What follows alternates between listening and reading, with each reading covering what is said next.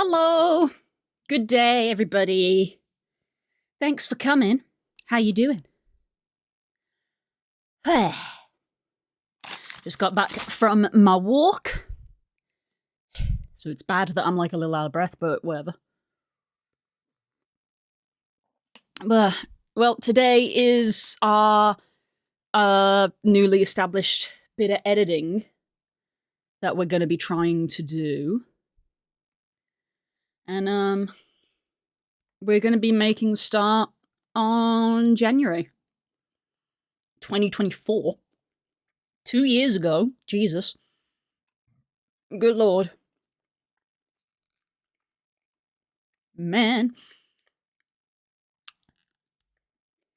So that would be about 3 years of streaming, because I think the first year I didn't do highlights videos. I think. At the time, funny enough, at the time I didn't think to make a note of when I, if my last thing. Oh, thanks for reminding me, Voz, that I need to reset the bingo. You snuck that in at the end. Lucky.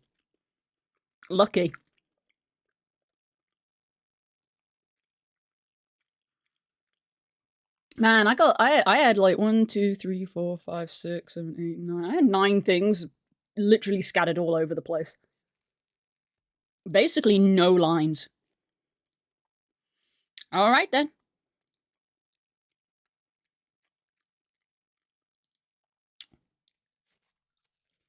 Look at that. Voz moving up the board.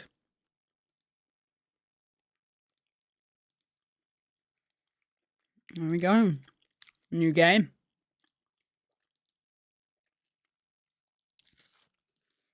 New game, chance to get even more points.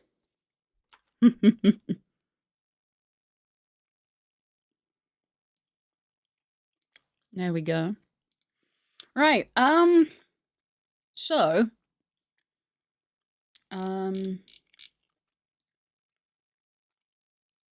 Jesus, some of these are old.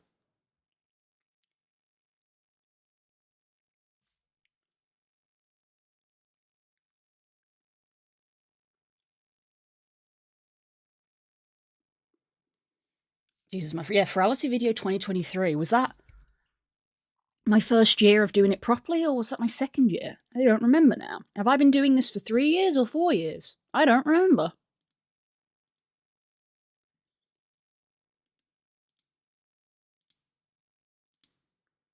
Rip. I don't know why, but I feel better if I say it's been 3 years. If I say it's been 4 years, I feel like I wish I had achieved a bit more, but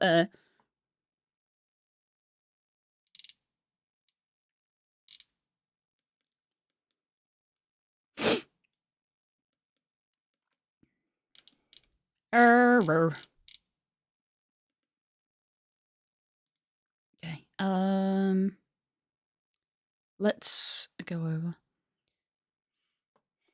How Spook, are you cold? No, I'm good, and Spook is perfectly back to normal. He is back in work today. I'm hoping he's not being told off for having too many sick days, because apparently he is only allowed 3 sick days in like I think he said it was a 6-month period, which he had. And his 6-month period was gonna like reset this week, but he got sick last week, which was sickness number 4. So he's like, cool, I'm probably going to be told off. And I'm like, oh, we love that, being told off when you're being sick, which, is when you want sympathy, not being told off.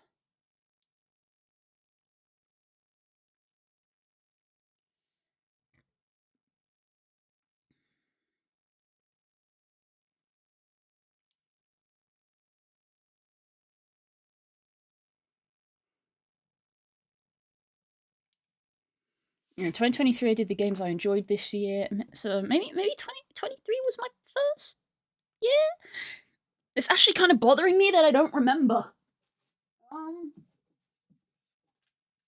It's not relevant in the slightest, but it is slightly bothering me that I don't remember.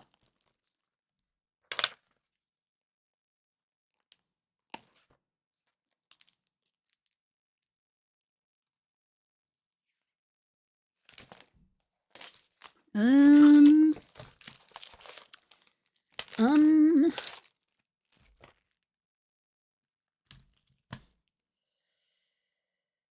Here we go. This will tell me.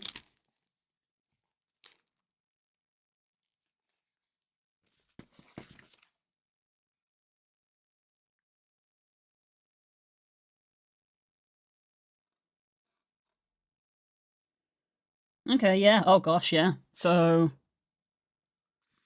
2022 was when I left. Yeah, so what could you not remember? When I started doing this, like, as a job. Basically, I couldn't remember because I was going through old videos. So, yeah, apparently I've been doing this for 4 years, which is crazy. Though I feel like, I guess the first year was literally like fumbling of I don't know what I'm doing. 2023 is when I was like, okay, let's try and do this a bit more properly. That was when I had like, because I mean, I opened my commissions, but because looking back through the video logs, I can see that 2023 was like when I started making videos, basically. Looking at the oldest videos I have, I got my virality submission, and obviously, in order to make a virality submission, I needed to have stuff to submit for it. So yeah, that makes sense. I had a year's worth of stuff to show at virality in 2023. And 2023 is when I did my first trailer that I can see here. That's when I did a couple of shorts. That's when I did my first game of the year, games that I enjoyed this year video. And then 2024 is when the highlight started, which is what I'm after today. So yeah, so technically I've been doing this for 4 years, and I don't really know how I feel about that. Because it doesn't feel like it's been 4 years.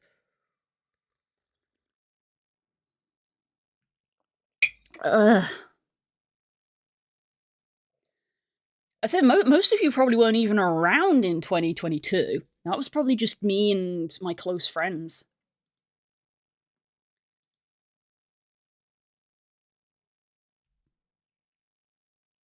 It wasn't January. I can see from the thing. It was literally like the last. It was literally like the last day of January that I left. So it was February that I started, technically. What shorts are we editing? Cargo, 3/4. Jorts. 75 streams. That's almost, yeah, almost. Not quite, but almost. Man. Jesus, 2022. You hurt my soul.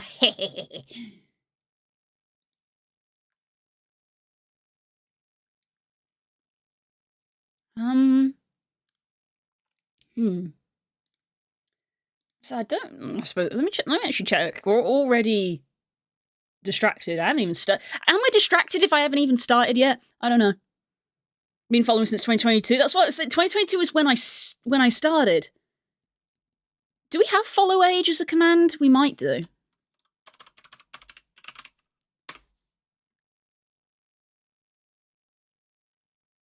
Of course, I can't use follow age. It's my channel.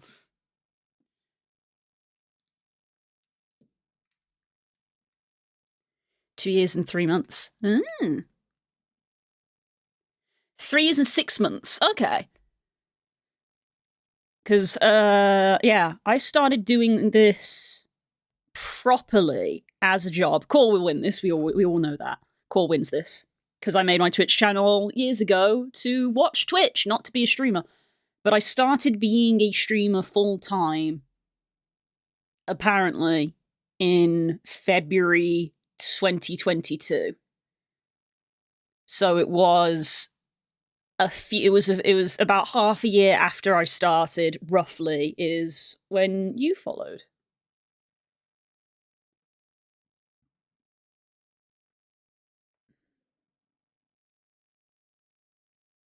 Why did the command not work for Voz? That's weird.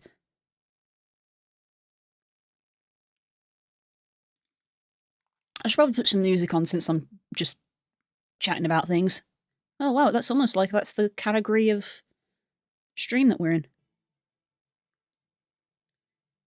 Well, that's not very chill music, is it?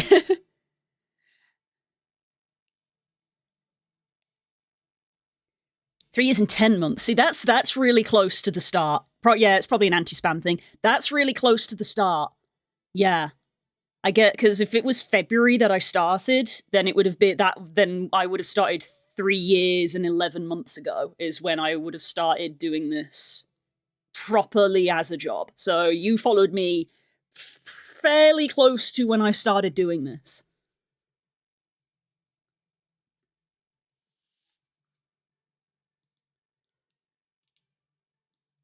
The first year, I think, was me fumbling around trying to work out what the hell I was doing. Yeah, my first YouTube video after becoming full time was the 31st of December. But I can see that I made shorts and the virality video, which didn't go on YouTube. If I recall, Naren and Spook beat me in follow age. Yes. Yes. I think Narrowin is technically the one who wins, I think. Closely followed by Spook, which it reads probably, because it was probably I made the Twitch account an evening where we were gaming together. I was probably in a VC with Narrowin and probably like Das and stuff when I made my account and was like, oh hey, I've made a Twitch account. And so we followed each other. And Spook was probably working.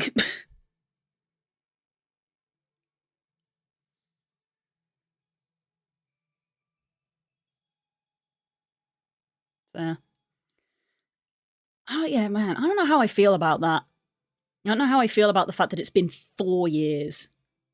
I think, even though I'm doing great, I think my brain is unfairly telling me that I should have maybe achieved a bit more in that time, but that's probably just my brain being stupid. Bad brain. We don't listen to that. And instead, we're gonna do what we were actually gonna do. And we're gonna open up these old videos and make shorts out of them. So, notepad. We'll start with January, which is all the way back here.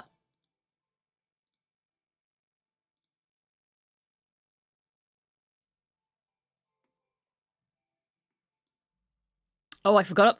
Oh, hang on. I gotta do some file management. Wait.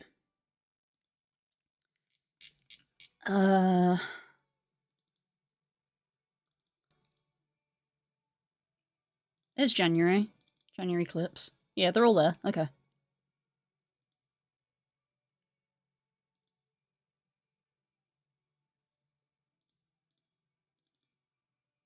Okay, I need to relocate these.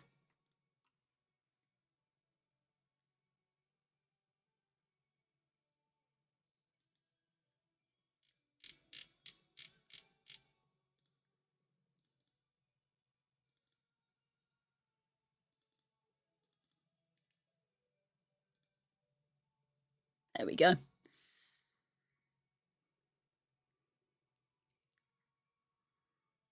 It's a bad brain. It's a very bad brain. It's a very, very, very bad brain. Yeah. All right. Look, 2022 was the fumbling year of working out what I'm doing, because not only did I need to work out how to stream, I mean, because I'm 100% self-taught, so I had to work out how to stream, I had to work out how to make my VR model a VTuber, because some of my first streams back in 2022 were with webcam. I didn't have a VTuber model back then. I wondered when that was going to happen. Random bingo. Call random. Tech difficulties. It's probably about 50-50 if we have one of those this week. Yeah. So I had to learn how to stream. I taught myself how to turn my VR chat model into a VTuber model.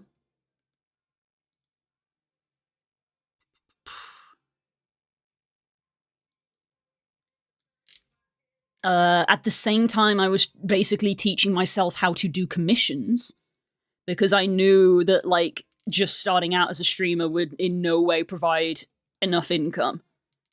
So I also was trying to learn how to do commissions at the same time. A lot of my friends were my first people who commissioned me, which I am still eternally grateful for.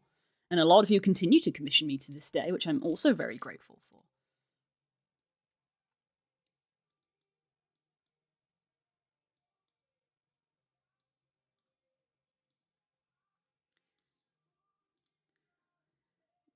Because the oldest videos on the VOD channel were me keeping VODs of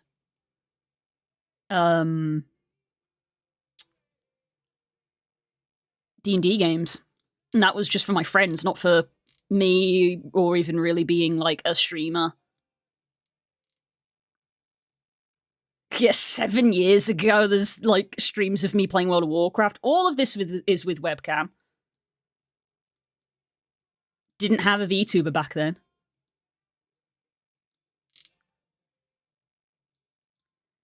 Attempting to play Monster Hunter, I remember my computer struggled and would like freeze every time I died in Monster Hunter.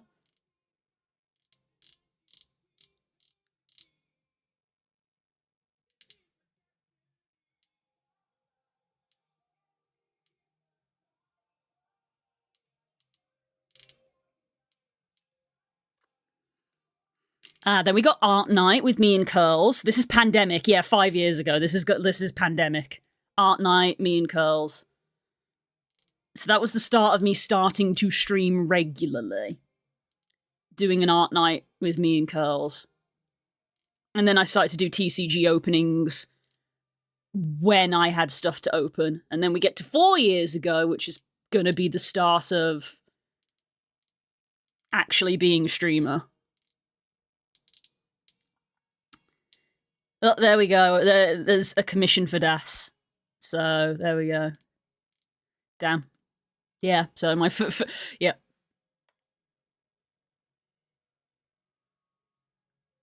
Do you want a picture of Ancient Sins? Uh-oh. Hi, Hope. Thanks for coming by. How did it go, or are you still waiting for the exam?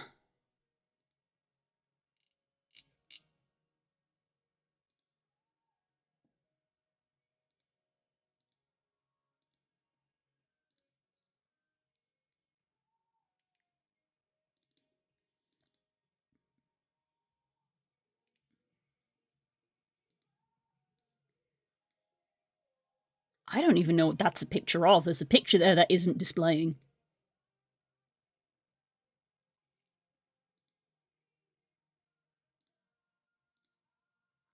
That's the intro. I don't know what that is. That's a picture of some kind. Apparently it's here. Oh, I know what that is. That's the picture of Littlefoot, which apparently I don't have here. Did I just put that in assets? I can't imagine I did. No. Apparently I didn't hang on to it.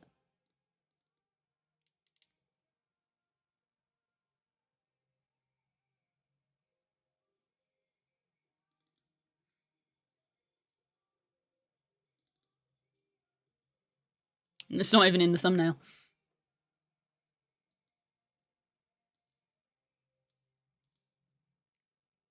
Ancient Sins are in meme. It went, don't know if good or bad. Okay, well, it's done. You did it. Yay, you did it. Oh, yeah, I remember that. That'll get turned into a short, I think. I haven't seen that yet, so that's not in this batch, I don't think.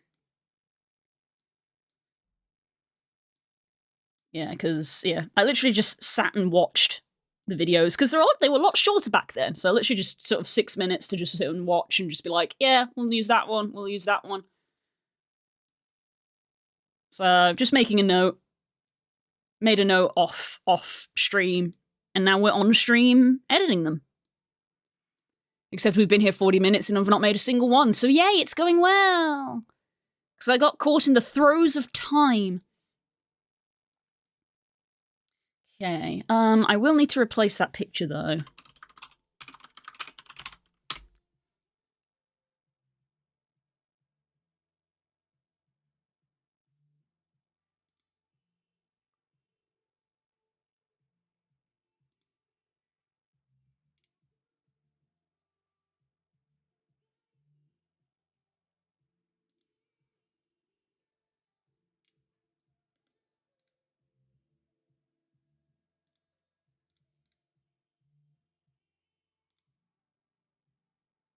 Okay, so we save that in... I think I actually managed to locate the exact same picture because it has the same name. Even though the name is just numbers and letters, it's actually the exact same. So fantastic. I can just slot that in. So now if I go relink selected clip and select there. There it is. There we go. Fixed. So some of these clips are going to need a bit of captioning and a bit of polish because there was like no editing back then. There was no editing. Also, I need to put the watermark in.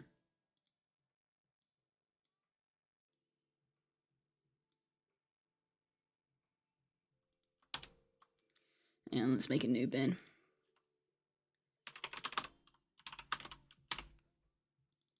I don't know why I capitalized that. There we go. So that goes in there.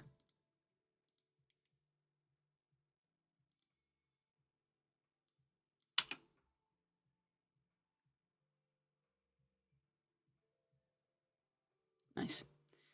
It may get trimmed down if the video is short. But that's fine.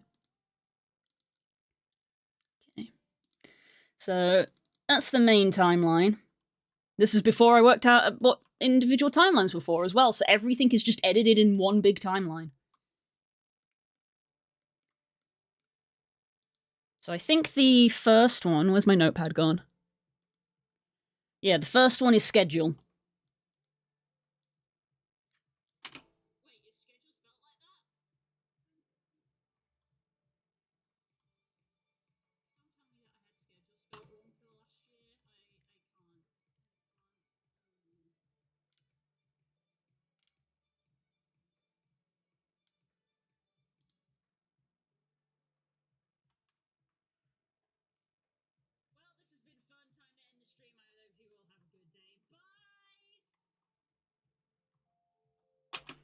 Okay, so that's the clip. So if this was a more modern one and it was in its own timeline, I would probably duplicate the timeline and then change the ratio. So what I'm going to do is I'm going to see if I can make a new timeline and copy and paste all of that in. So let's make a new bin and go the vertical shorts. Much better at file organization now as well. Okay, so create a new timeline.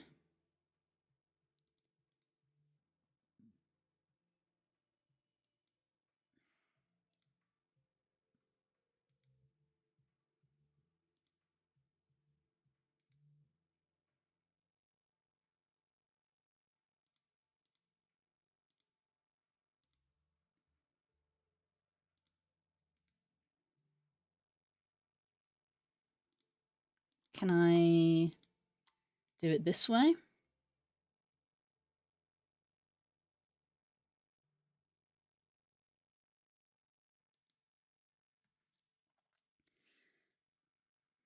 Fun fact, that picture is of after Blue had made the Cobble legally the best model and was going to make an owl model, but decided to see how a current model would fit on the owl's bones. I believe that is incorrect, actually, Core. That is not what that is from.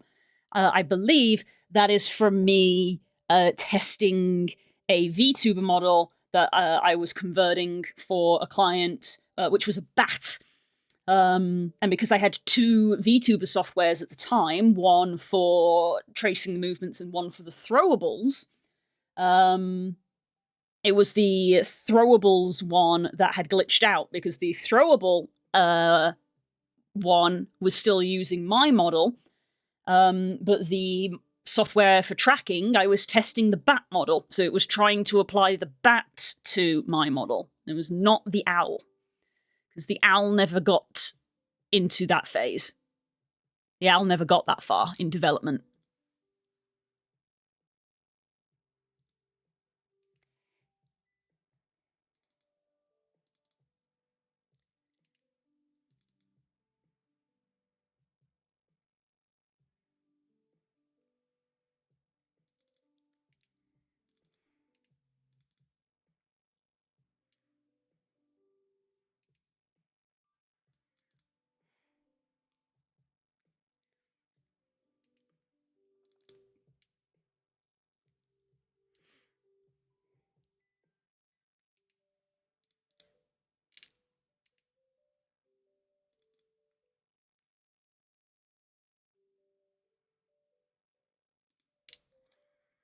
I don't remember what month it was, so I can't find it. I'm old, I forget stuff. I don't have that. I just don't remember shit. I'm not even gonna bother using age of an excuse. I've never been able to remember shit.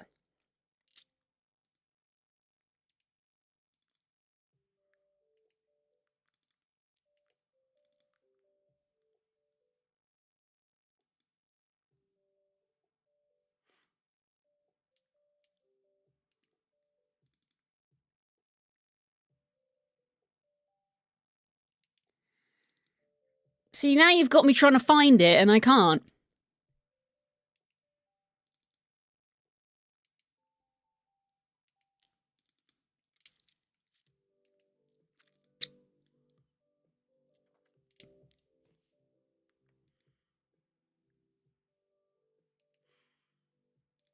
And Kika's texture in 2024? That straight up can't be correct.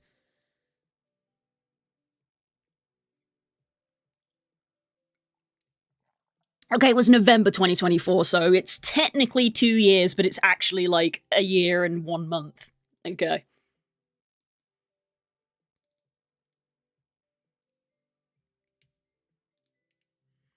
No, I straight up. Ah, there it is. Finally found it, right as I was about to give up.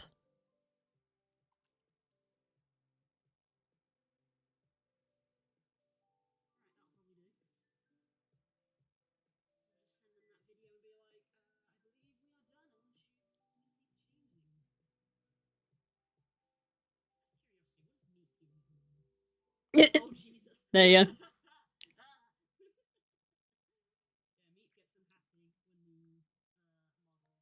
This is a model I straight up forget that I own a lot. Because it was bought for this commission.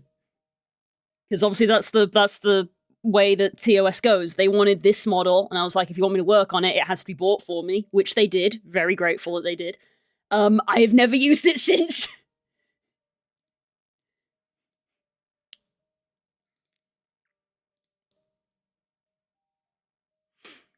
Right back after food. Enjoy your food!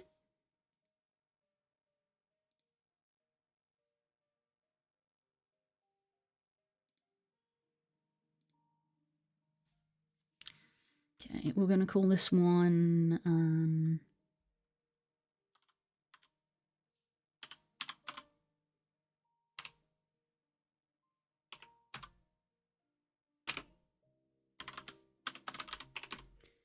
This time I'm intentionally spelling it wrong. Right, guys? That's what we're gonna tell everybody.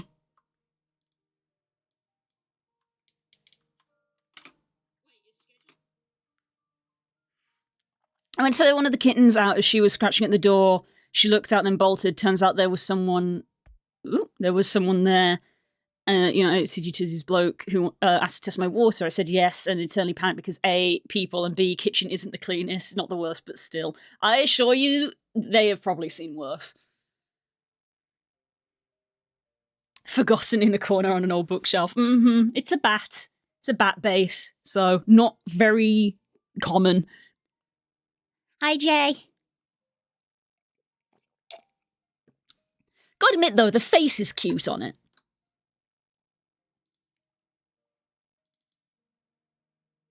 It does have a cute face. Yeah, I have a bat avatar that is never used. And I think I believe it is listed on my avatar list for commissions and stuff. But not a lot of people own it, I'm guessing, because bats are not that common.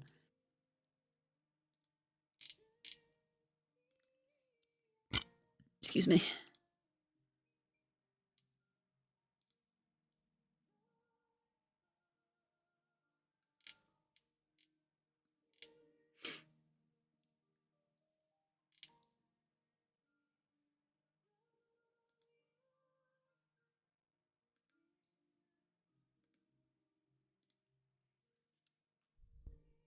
My kitchen smells like chlorine. Oh no.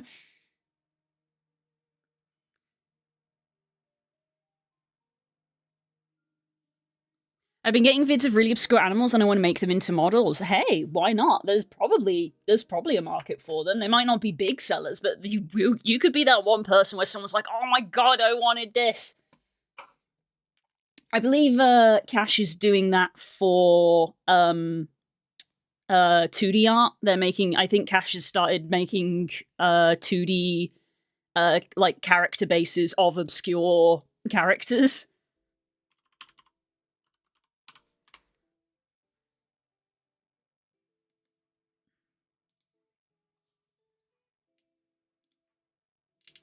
Where's their Ko-fi?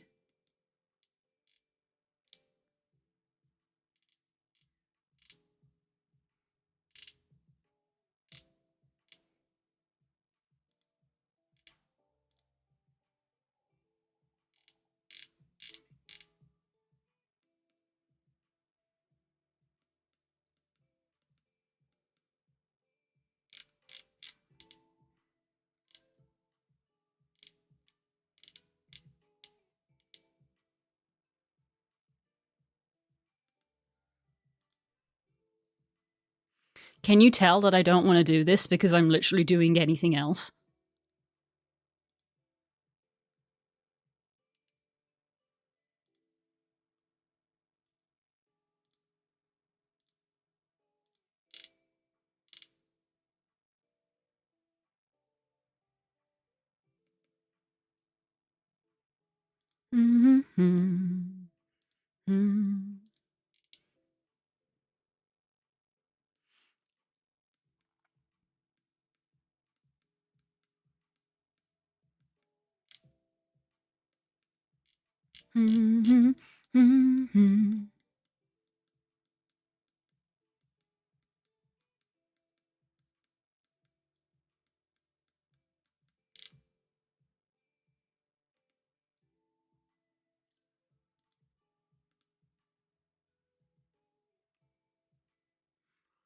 Yeah, the one they're currently working on is an anteater.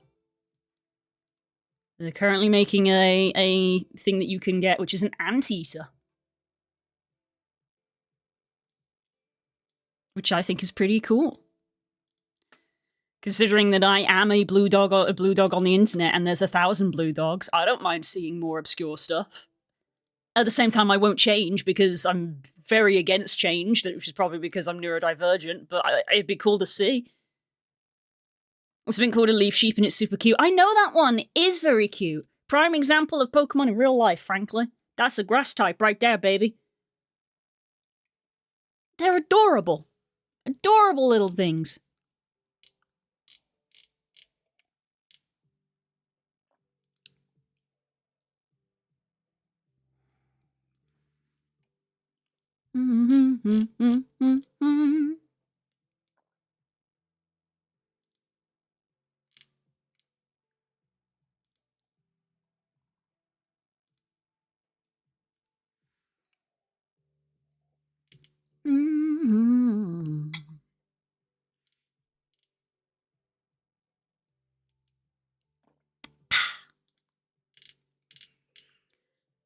I kept meaning to ask Cash if I should make a coffee for commissions and also a VGen, because I noticed they started using it. Keep forgetting. Because I noticed that they used coffee for a while, but then literally as I was like, maybe I should make my Ko-fi also have commissions listed on it, because I do have a Ko-fi. I noticed that they started using VGen instead, and I'm like, is VGen better? I don't know. Pangolins are also cute. Yeah! There is actually a kind of pangolin base. Because, the pangolin body type doesn't quite translate. But Nicorita, funny enough, also has a bat, who made our lovely Snuggled Snick, did a Pangadal, which was pangolin inspired.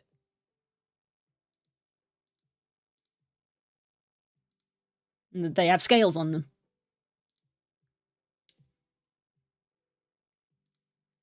So, not quite a pangolin, obviously because of like body shape, but it's neat that it's like got the scales on it.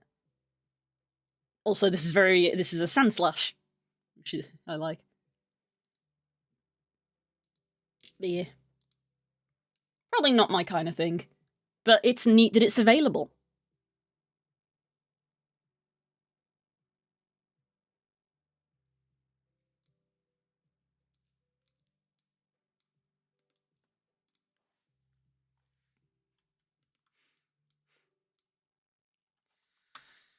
Let me save this, and let me go, recent November.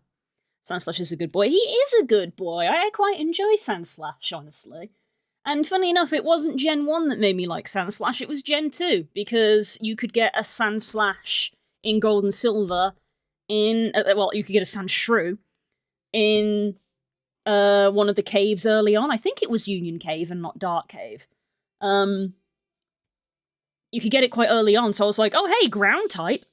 I don't usually get a ground type.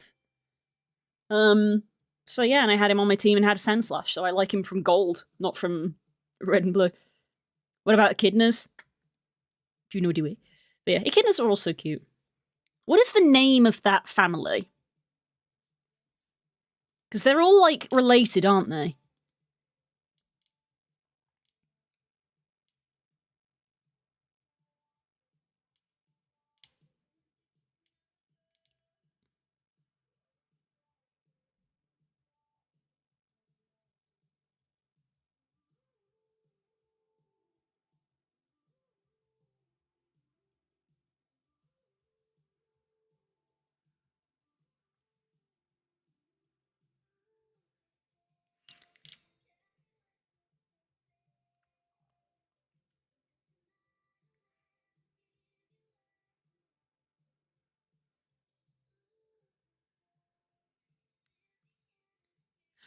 Baby echidnas are called Puggles? Baby echidnas are called Puggles? Fantastic. Fantastic. Also, I think this means that, yeah, look, the design, because it's a termites, they are not closely related to anteaters or hedgehogs. So despite their convergent evolution at it again, hedgehogs and echidnas are not related. Because I was looking at the family orders and I was like, these aren't the ones for hedgehog. It's because these guys are monotriums. I don't know how you pronounce it. The egg-laying ones, like platypuses. So convergent evolution, back at it again. Not related.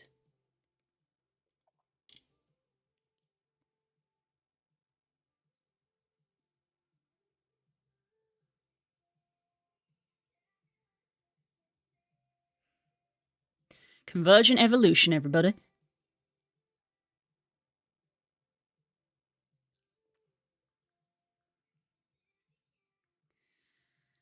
Huh, they're all separate. That's crazy. Echidnas are monotriums, which is egg-laying mammals, belonging to the family Tachyglossidae. A hedgehog is a spiny mammal in Erinaceae.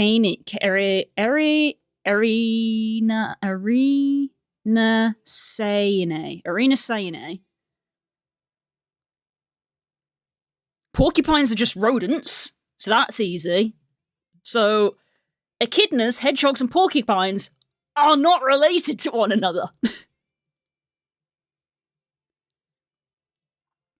Unsurprisingly, while I like Sandslash, I enjoy the Alolan Sandslash line more. I like both of them. I think Alolan Sandslash is one of the best regional variants. And I did use an Alolan Sandslash as well. I think Alolan Sandslash is a great regional variant. The 4 times weakness to fire sucks, but I think it is just fucking great. He looks great. The logic is sound. Even Spook likes him. The logic is sound of, you know, he's got icicles for spines. He's got ice pit claws, which are steel, so that they can dig through ice. And as you said, the little Sandshrew is a little igloo, because he's snow bricks instead of regular bricks. Perfect. It's great regional variant.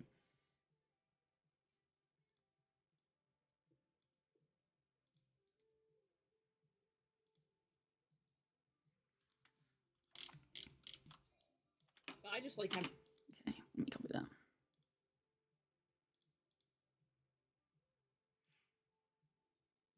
This video is literally just called January Highlights because I didn't even think about the other ones being made in the future. This one's just called January. It's not even January 2024. Canonically, being a steel trainer is why I'm afraid of curls. Steel types. I think it's funny that if you go off what the average, even though my favorite Pokemon is Arcanine, and obviously there's the whole thing about loving birds, but if you take a list of like the Pokemon that I like the most, there's a surprising amount of dark types in there because so many dark types are dogs.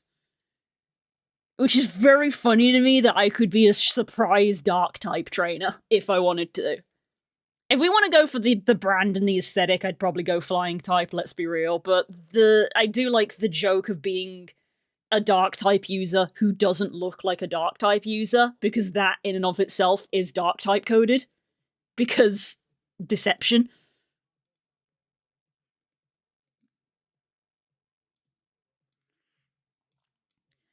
Because Mightyena, Absol, I love Absol. Zoroark. They're just good dogs. They're good dogs. Whoop. Obviously Umbreon. Really like Umbreon. So yeah.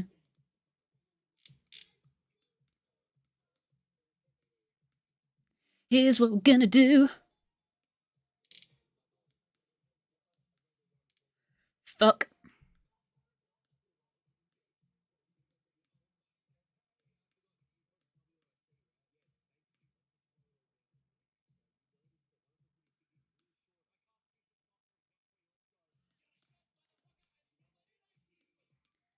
Short.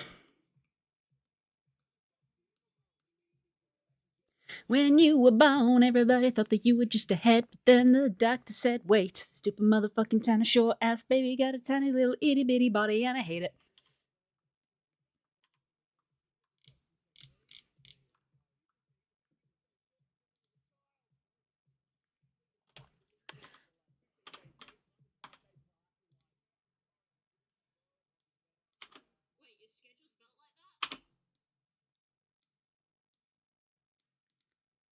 Loot that body!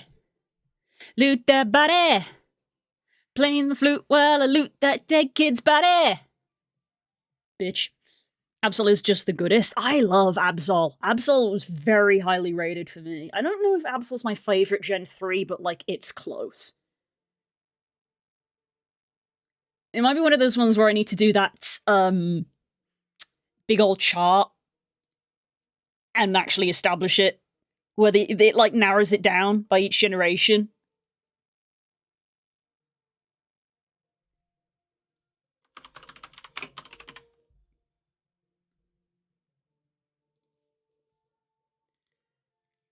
Yeah, this one. I'll have to sit and do this one of the days, where you sit and go through and you go, what's your favourite Gen 1 of each type? And then at the end, you pick your favorite from the favorites you picked. And then down here you've got the categories: favorite bird, favorite mammal, favorite bug, favorite pseudo-legendary, favorite Pika clone, evolution, fossil. Favorite Spinder is a wild one. Mega Absol Z. I'm less sold on Mega Absol Z, but I haven't seen it in game yet because I don't own the DLC. I was gonna add the DLC to my throne.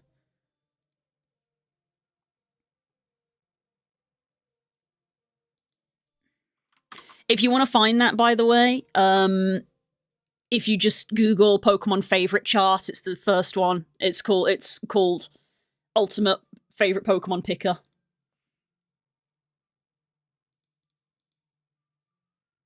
What standard? Strict? What is strict?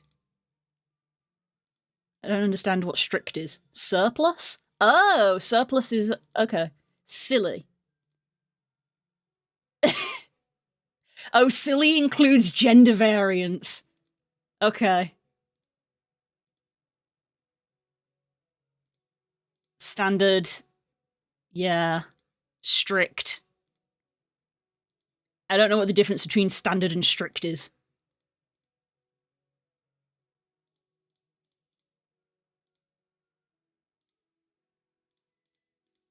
Okay. I don't know what the difference between standard and strict is. But yeah. It's nice because it gives you a visual of them.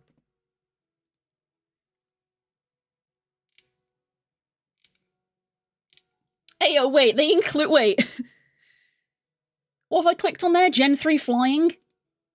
Shadow Lugia is included in Gen 3 flying? That's definitely not going to be on strict. Yeah, Shadow Lugia is not going to be in Gen 3 strict. What is silly?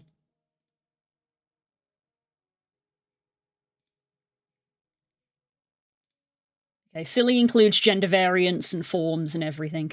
Ah, here we go. Look, the paradox forms. So that's silly. Okay.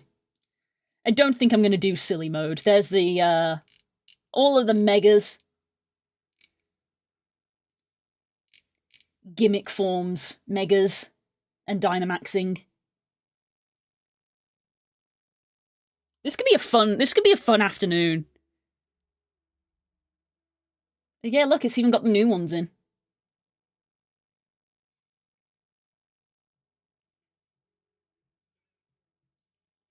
So yeah.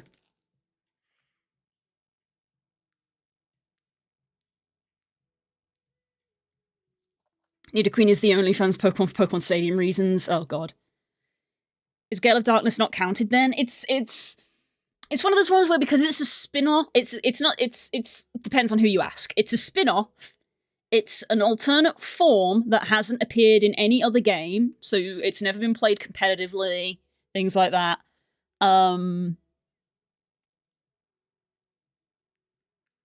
It's one of those, it's a weird anomaly of like technically it was introduced in Gen 3 because that is like what generation was current at the time, even though it's a Gen 2 Pokemon. So that's why I guess it's there in the silly category of like, if you want to be the awkward person who goes, my favorite Pokemon is Shadow Lugia, not the regular one, and it's like, okay, if you want to be that guy.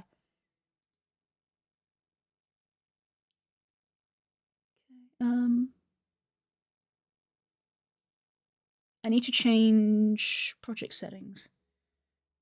Vertigo resolution, save. There we go.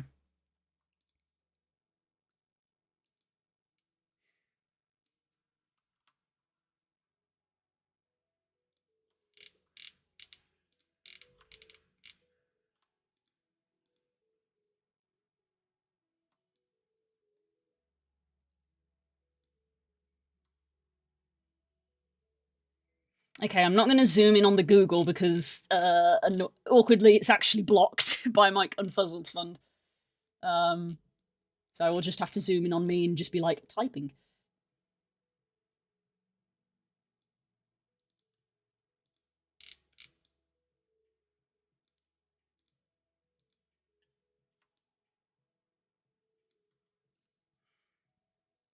Is that a Pikachu? I didn't. I mean, I'm guessing you're referring to the Dynamax Pikachu. That looks like the Chunky Chew. That's an alternate form.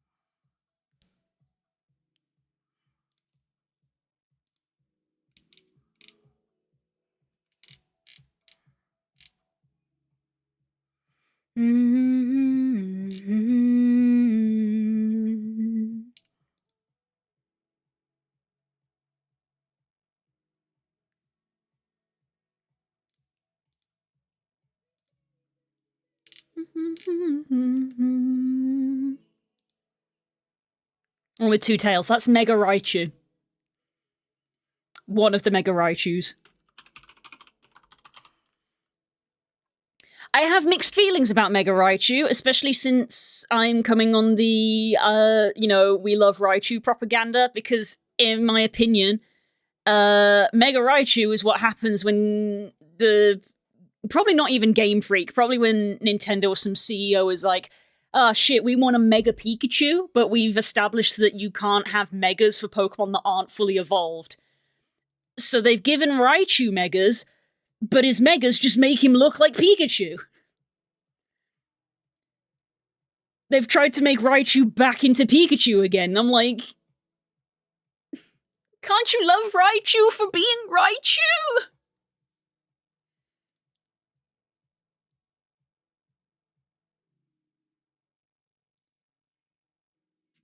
The Y one especially. If you gave me this and said this is a Mega Pikachu, I would believe you. This does not look like Raichu.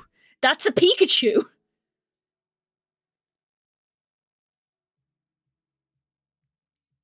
Yeah, I think I prefer the X one because it still looks like Raichu.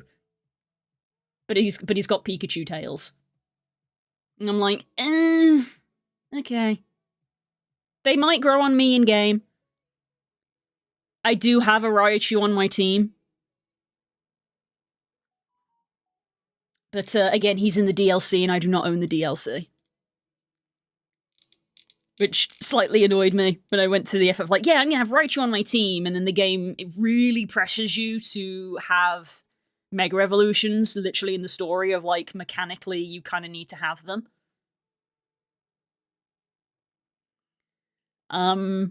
So I was like, yeah, Mega Raichu! I'll have one on my team because you want me to have one so bad. Nope. Gotta have the DLC for that.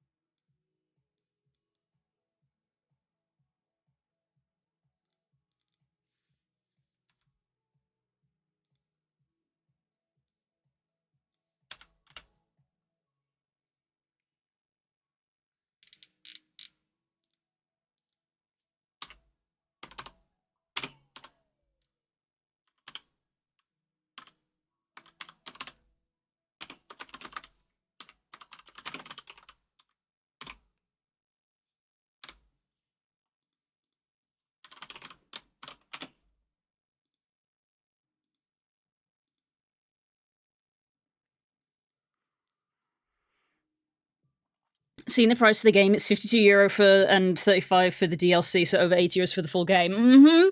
Mm-hmm. Yeah.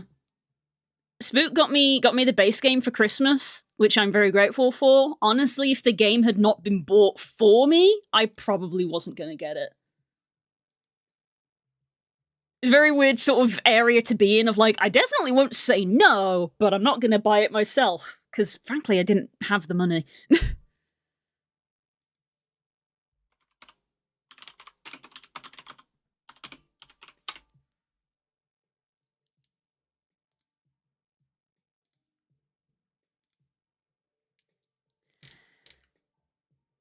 Yeah, it's yeah, £50 for the base game and £25 for the DLC. Yikes. So so half the price on top. So £75 for the full thing, which yeah. If February comes round and they're announcing the next generation for the Switch 2, I ain't getting it. This is where Pokemon starts to die.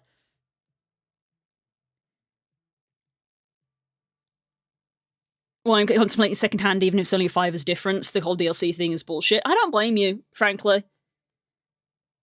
Which is why I'm sort of in the similar thing of like, I want the DLC, but like, I kind of don't want to buy it, and it feels a little shitty to be like, I'll put it on Throne, but it's like, you know, the options there, I guess. But yeah, the next gen, I won't be getting. I'm not getting a Switch 2, and if I need a Switch 2 to get the next gen, then I guess I won't be getting the next gen. So this is where it starts to fall apart. I've basically never missed any mainline Pokemon games, and the next one I will. It's this is where it starts to crumble. I did see that core. It's very silly. I did see that. But yeah. And we've had this conversation before. There's some good-looking creature collectors on the rise. They'll still be fighting Power if they announce 3 DLCs. Jesus. Yeah. That went very quiet, didn't it? That went very quiet, the whole Nintendo Power World thing, which makes me think that maybe it didn't go how Nintendo wanted it. I bet they were hoping that Pocket Pair would just roll over and be like, no, don't hurt me, big Nintendo! But they didn't.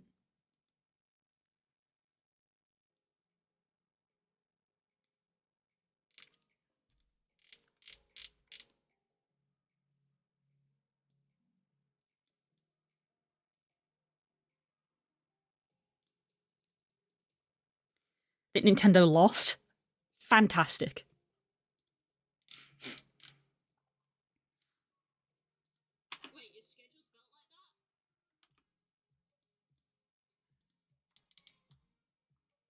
I'm not gonna lie, I'm gonna feel a little bit guilty if I can't even get one video done today, but I've just been talking with you guys so much. I love talking with you guys. Talking with you is fun.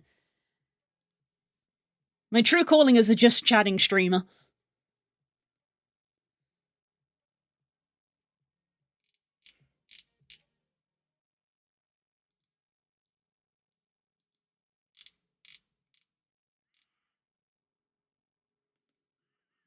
I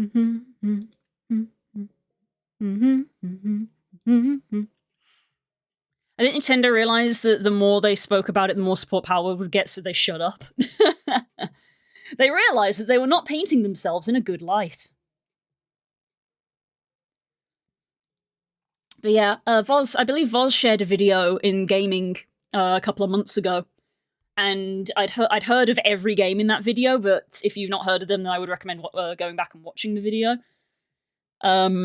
Which was a video of here's some alternate creature collector games coming out in 2026.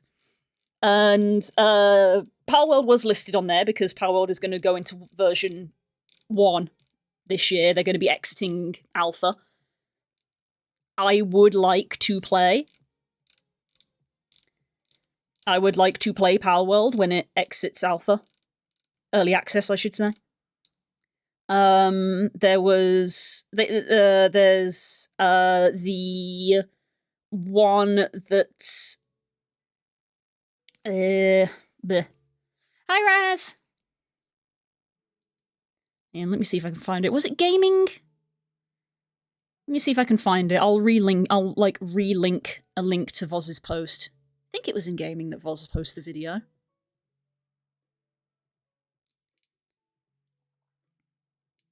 Yeah, it was this one. As Voz said, hang on, let me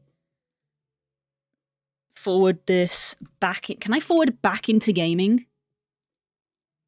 Like that. There you go, I've done it, Voz. I've done it.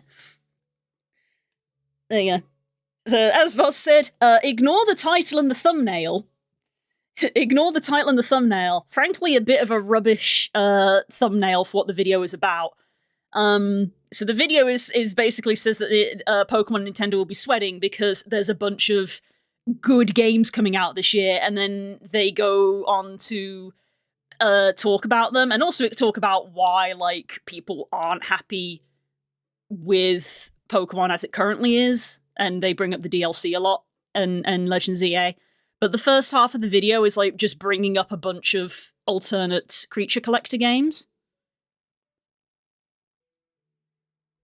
I kind of hoping the Pal Crossing actually comes out. Yeah, especially since, again, a lot of people are not going to be getting the Ditto game. Because, funnily enough, the same guy, bro needs to work on his thumbnails. So this is the video Voz linked. The same guy made another video with almost exactly the same thumbnail. And this was a video that I watched because it got recommended to me.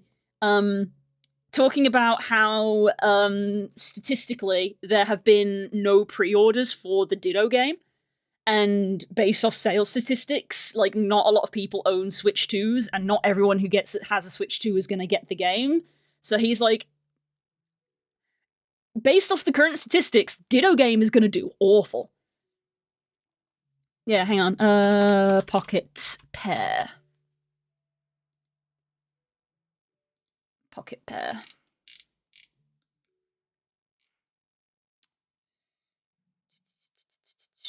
Power World.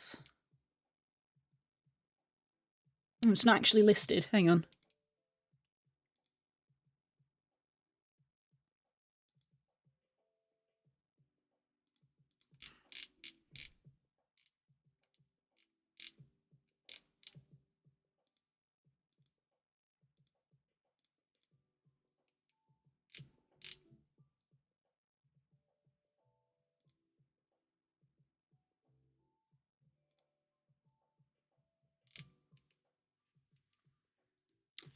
I'm trying to look for what it's actually called.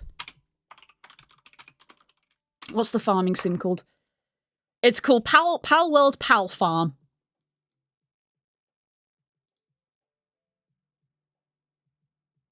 Pal Farm.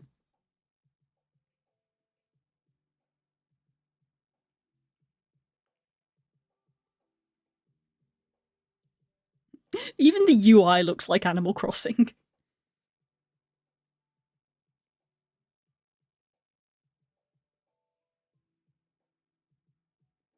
Ditto Game is bombing her. Apparently, based off pre-orders. Did you know that the Ditto game is the first game they are selling, in quotation marks, where even the physical edition doesn't actually have the game on the cart. The game is not on the cartridge if you buy the physical edition of the Ditto game.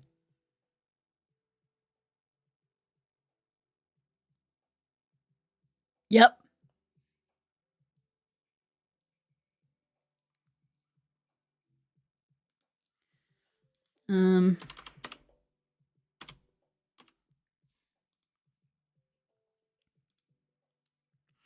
Yeah, here's a picture of the box.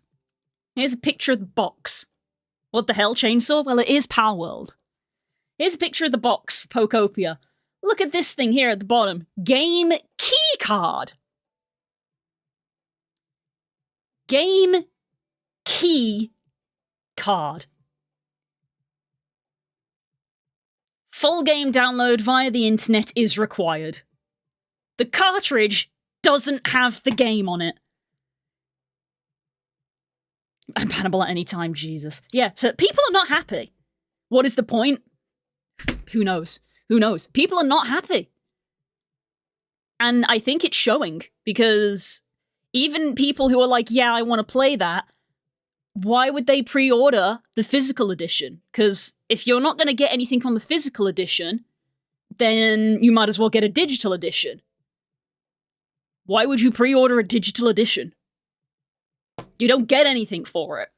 If you're going to get a digital edition, you buy it on the day, you download it on the day. The whole reason you pre-order a physical edition is so that it gets shipped out to you and arrives at your house the day of release.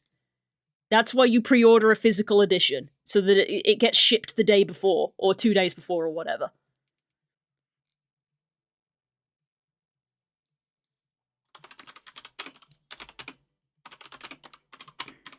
Yeah. Game key cards. A Nintendo Switch game key card is a physical cartridge that acts as a license to download the full game from the internet. It looks like a normal game card, but requires an internet connection and storage space for a large download. You must keep the key card inserted into the console to play, unlike with standard cartridges which have the game data stored on them. So that's a worse digital download. You have to keep the card in the Switch to play it, even though the card doesn't have any data on it. So that's a worse digital download. Actually insane. Insane behavior.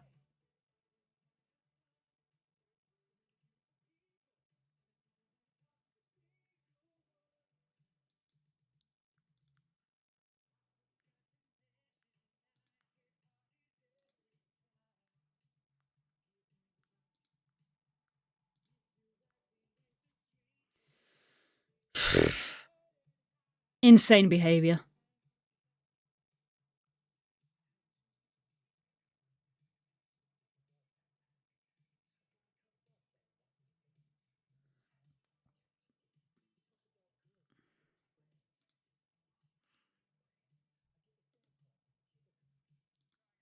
Makes me angry.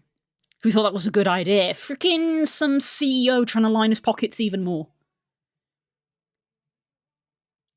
Often you get pre-order bonuses. I hope they get humbled. Well, the video that I watched talked about how they had a pre-order. They had a pre-order bonus for they have a pre-order bonus for the Ditto game, and it's for a rug that you can get in game. It's a digital rug, not a physical thing. Hang on, let me see if I can bring this up. Pre-order. Learn more. Where does it tell you? Does it even tell you what the pre-order bonus is?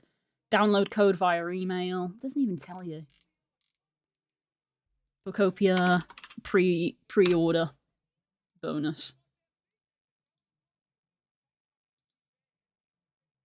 For God's sake. Pick all the creatures that could shelter in the item shown. Jesus.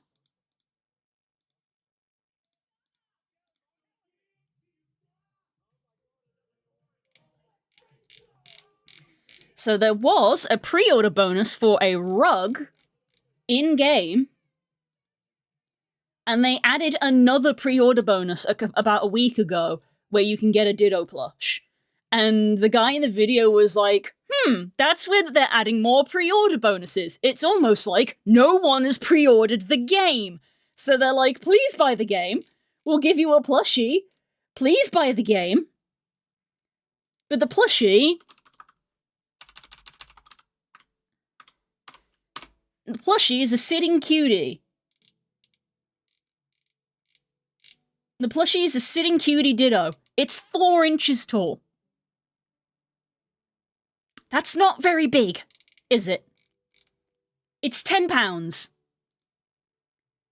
I would rather buy the £10 plushie than buy the, what was it? £66 game.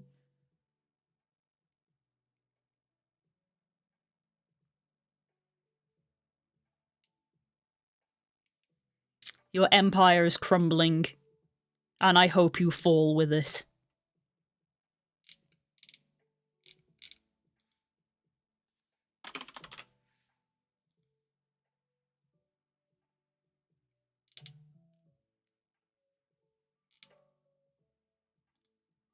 Ah, here we go. That's the in-game rug you get. That's the in-game rug you get. That was their pre-order bonus to start with. When the game was announced in November, that was your pre-order bonus. It was about a week ago that they added the plushie.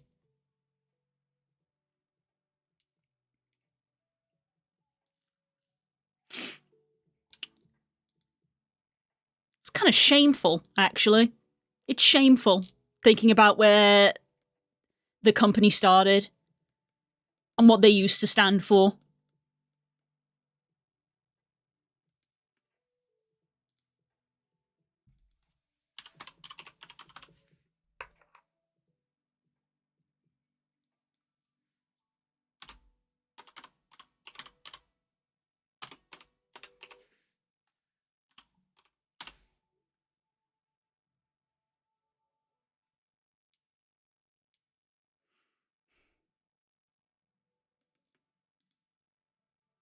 Mm-hmm.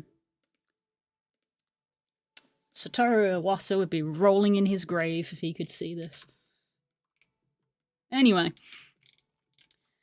to go back to the more positive side of things, to bring up Voz's video, I was aware of all of these, and I was very much a fan of making people aware of them.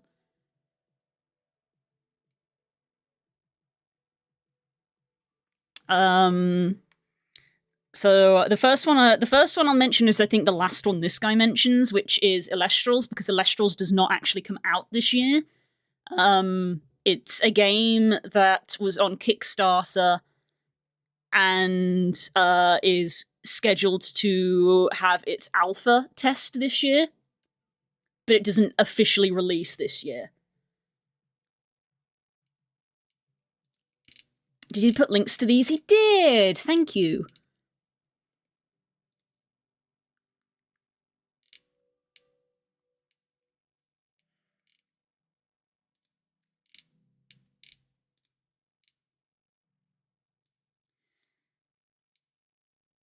They're one of the biggest companies. They're just greedy and lazy. They could do so many cool and innovative things, but don't bother. Mm-hmm. It went from "we would like to play" to "we would like to take all your money." Mm-hmm. You can see the decline in Nintendo literally start to drop off when Satoru Iwata died. You can literally track it happening.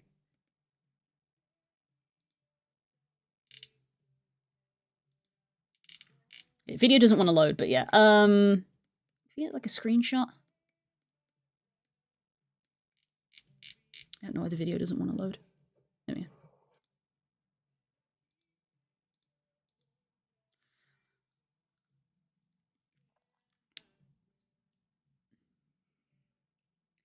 So this is Illustrals, Creature Collector, currently in development.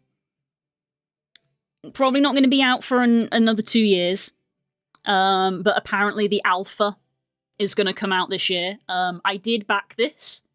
I did not back for alpha access, so you won't see me playing this for a couple of years.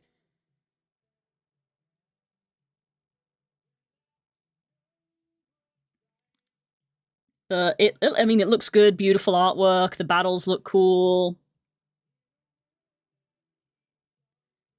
This is, considering that this is like in development footage, it already looks nice. It's apparently quite inspired by a lot of Greek mythology, which you'll probably like, Voz. Even found a video which said that Mario has forgotten too many Mario games, but nothing new, just new for the new console. Mm-hmm. I backed one a few years ago called Anitons, but I never met its goal. I didn't hear that one. I didn't hear about that one.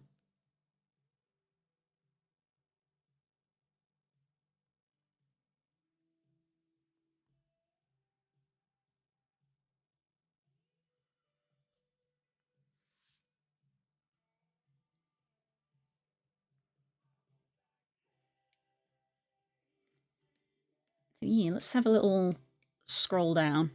So Illustrals started as a card game. and is now getting a video game made for it. I did not get any of the cards, and I probably will not. But that's a little fun fact. Here's some of our starters. There's apparently something called a Lycarus. So very me coded. I think I know who I'm starting with. There's a little wind wolf. There's a little wind wolf. Apparently you've got ascending evolution, but apparently there's a thing called Nexus to change their typing by the looks of it. Magical process of transforming an Elestral's elemental spirit, changing its form and powers to unlock new abilities and potential. So you can, like, type change them, apparently. Earth, fire, water, thunder, wind, frost, solar, and lunar. It looks like there's two options for each one. Little dog. There's electric ones. There you go. There's Hydrake and Lycarus for wind. So I'm like, hell yeah. Love that. There's also a little ice dragon, also very cute. Chaotix is there. You know, Chaotix is there. So I like the designs, because obviously a creature collector is carried by its designs. They've got shinies for shiny hunting. But yeah, and they unlocked all of these things for, you know, different stretch goals, different environments. So it looks good. Obviously, we'll see if they deliver. There is always that caveat with Kickstarters, but it looks like they've got a lot of thought put into it, which is good. It's a very strong foundation to begin with. So yeah. So that's just one. Pal Farm gets mentioned. Is still technically a creature collector, but now is sort of the life sim farming game. No release date yet, but Pal Farm gets mentioned. King's Glory? Yeah, King's Glory are the people making Animo, so... Elestrals, King's Glory... Fun Plus, are they the people making... Okay, hang on, Hoyoverse. So Hoyoverse are also making a creature collector. Reject. They're currently promoting Petite Planet, which I think is due for. Here you go. Honkai Nexus Anima. These are the people who make Genshin Impact and Honkai Star Rail. So the next Honkai game is a creature collector.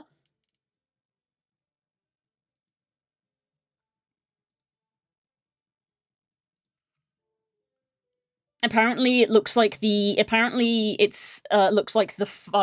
combat is looks like it might be Teamfight Tactics-esque. Not played that game, so can't comment on that. But again, nice designs. Look at this, very nice. You can sort of see the aesthetic that they're going for. There's a lot of food-based ones. Love this guy. Love this guy. He's sick. Mushroom Cat. Those like fairies. So there's a lot of food-inspired ones. Haunts. Dog. Beautiful bird. Love that. Starry bird. Also love that. Secretary bird, no less. Similar bird. Different vibes, though. Milk, a little milk on. So yeah, they definitely got a lot of food ones, which is interesting, but like, that's a cool one.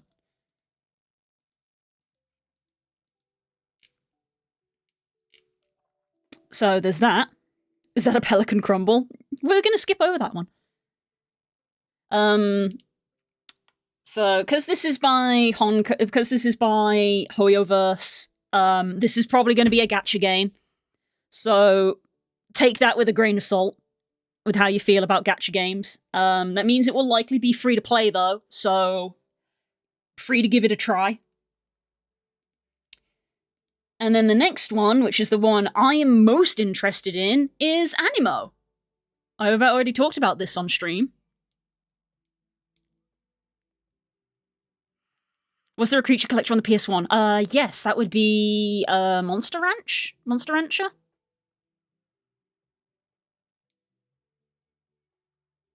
Oh, I think I said this before, but I'd like a remake of Jade Cocoon. Oh, yes, you did mention that before.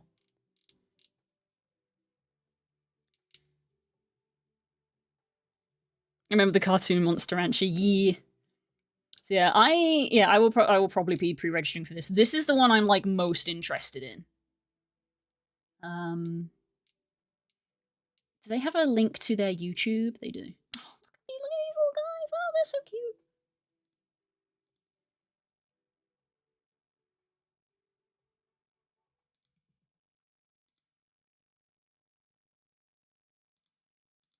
Okay, so obviously a lot of this is going to be is cinematic, not necessarily game footage. So obviously bear that in mind. There's like towards the end you get a little glimpse of in-game footage. It says this is in-game footage, but like it's a cinematic in-game. It's an in-game cinematic, so you know. Yeah, Animo, another creature collector. Look at some of these guys.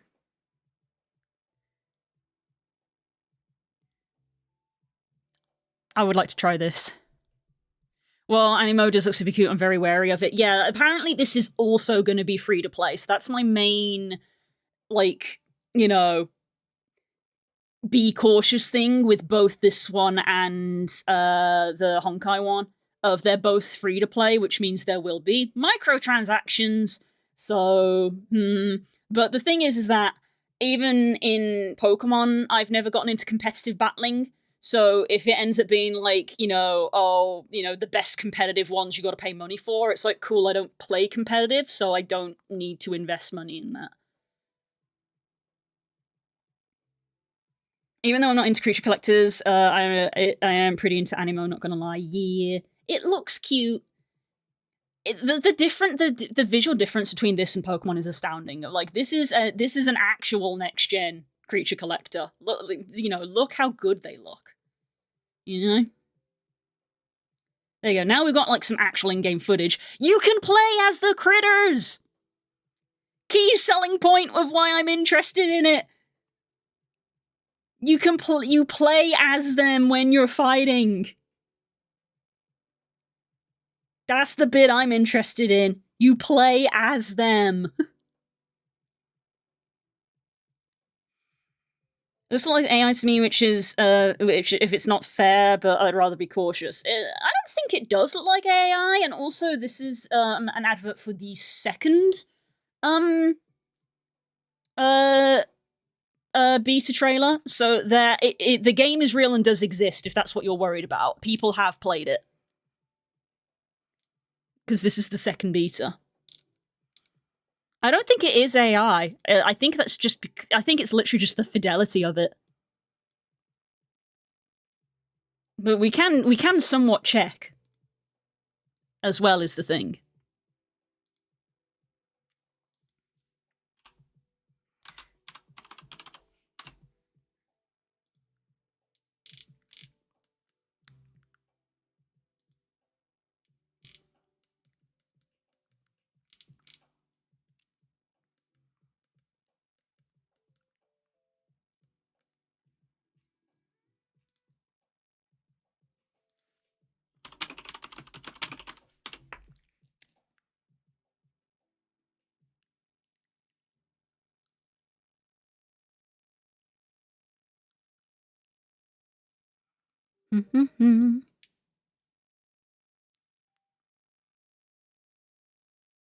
But we will see.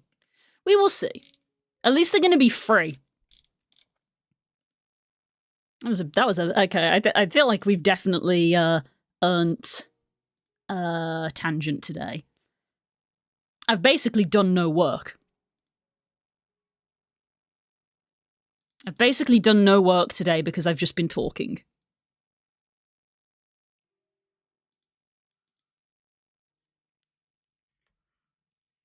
Drink some water.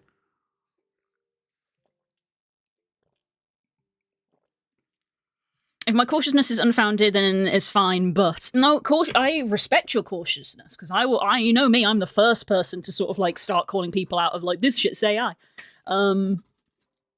I hope I am not proved wrong. If I am, that will suck. But I will try to stick to my morals, you know. Because when people were accusing Power World of AI stuff, I did stop playing.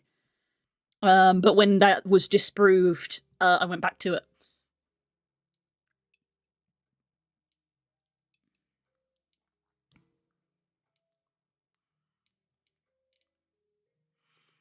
Sorry, I was talking so much I didn't keep up with chat very much. Azure Dreams was a creature collector. Didn't hear of that one. Hi, Help. I hope you're still here. Sorry I didn't acknowledge you. Let's make a group team and play together. I would love to play with people. If, I don't know when Power World is going into, version 1, like actually open game. I would love to play that with people. On stream as, like, a game night thing. At first I was like, oh, we could set up a server for it, but if we're gonna have the community Minecraft server, I kind of actually don't want to have a server Power World now, I'm thinking. Instead I'm thinking of doing the thing where it's like, I have a save and a world, and then I open that up to you guys to come join, so you can only play when I'm playing. That way we don't get people running off and becoming massively overpowered in comparison to other people. It also means I don't have to faff around with running a server, because I don't believe you have to have a server to do that. That's just you join my game. If Pokemon had a separate dev team for 2D and 3D with decent budgets and time development, they could make do well, but they rush stuff and graphics make it obvious.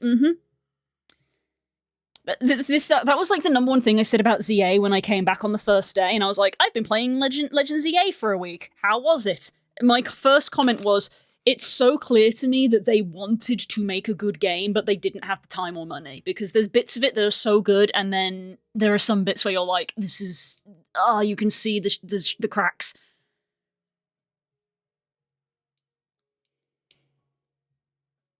I sent you progress you made on shot. Oh, thank you. Thank you. Just catching up. I think it stands the server is better because just opening the game is limited to 4 players. Oh, that's a shame. In which case, because he has said he is okay with it, Neroin will probably run the Minecraft server on his computer, and then we can run a Power World server on our server computer. Because Neroin is being a big old sweetie and offering up that has developed this server and is offering it to us to use. Can we ask you some personal questions? Can I ask me this at work?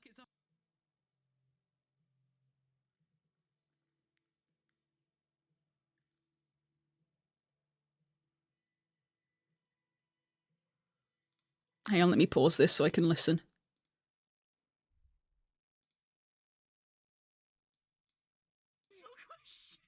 Ask me this at work, it's a fight or flight instant. This might be uncomfortable. Uh-oh. Are you sure? Yeah. What group are you in? 0 to 12 years. Also, this age bracket makes me feel 100,000 years old. The fact that we're now in the plus bracket is upsetting. Do you have a job? Yes. For you, that's I don't know. Shut up. I'm gonna jump. Did you have a good childhood? Oh, I'm sorry, bestie. I will play this on my own time as well. Yes! Yes, I am! I don't know. Don't have to know everything. Thank you. Thanks, but it's hard out here. How far is this gonna go? Do you think life is deterministic? Let's go. What is determinism? Are you currently broadcasting? Yes, we are, baby. You mean Fortnite? No, bitch. This is giving. You know what this is giving? This is giving Pokemon Mystery Dungeon intro quiz vibes. It is a Mystery Dungeon quiz. Please be blue. Be blue. Be blue. Come on. Come on. Let's go, gamers. This is so chaotic!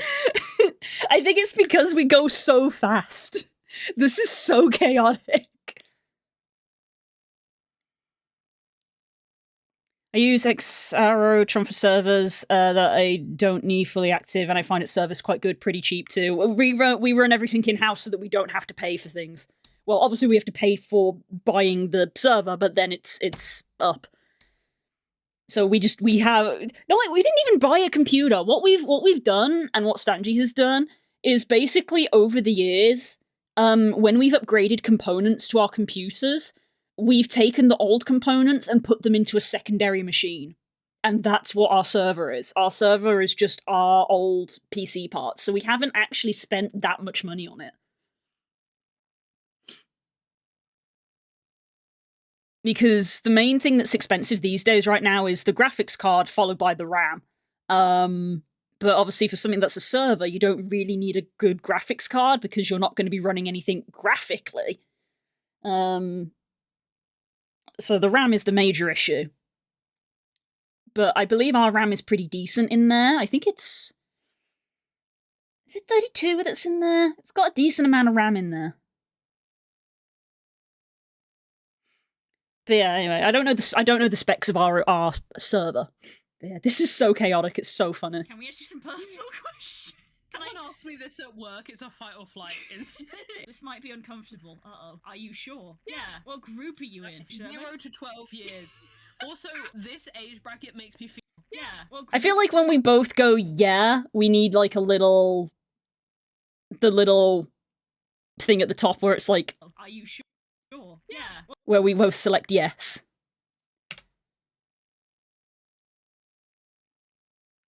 At work, it's a fight or flight. This might be uncomfortable. Uh-oh. Are you sure? Yeah. What group are you in? Because there's like empty space up there.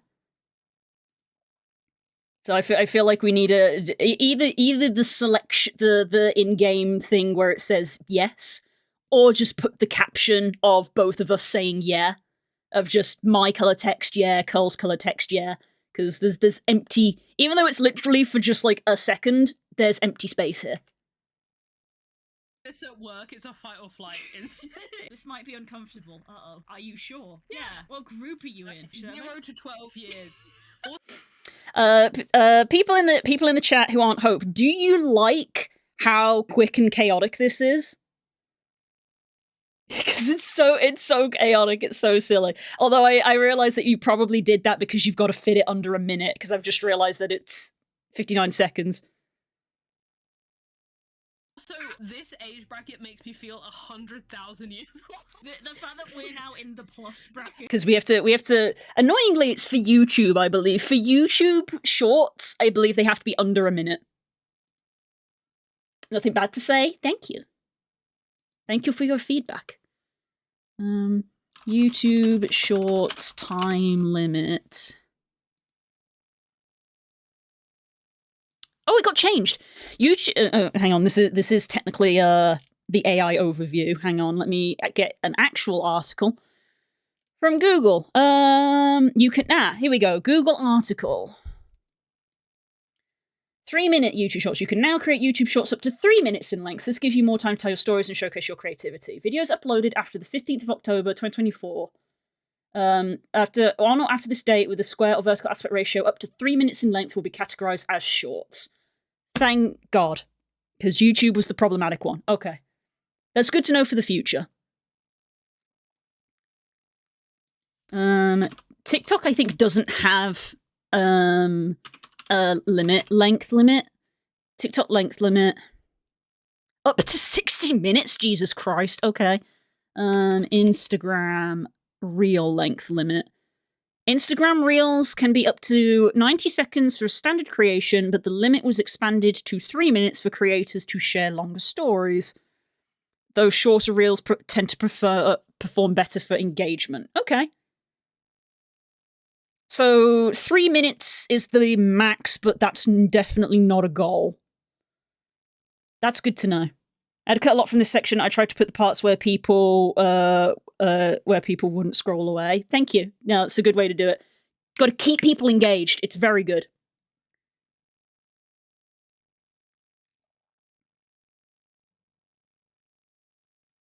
Chaos drags attention. That's true. This is upsetting. Do you have a job? Yes. For you, that's I don't know. Shut up. I'm gonna jump. Did you have a good childhood? Oh, I'm sorry, bestie. I will play this on my own time as well. Yes! Yes, I am! I don't know. Don't have you to don't have to know everything. Thank you. Thanks, but it's hard out here. How far is this gonna go? Do you think life is deterministic? Let's go. What is determinism? Are you currently broadcasting? Yes, we are, baby! You mean Fortnite? No, bitch! This is giving, you know what this is giving? This is giving Pokemon Mystery Dungeon intro quiz vibes. It is a Mystery Dungeon quiz! Please be blue. Yeah, for those who don't know, Mystery Dungeon intro quiz. Mystery Dungeon quiz.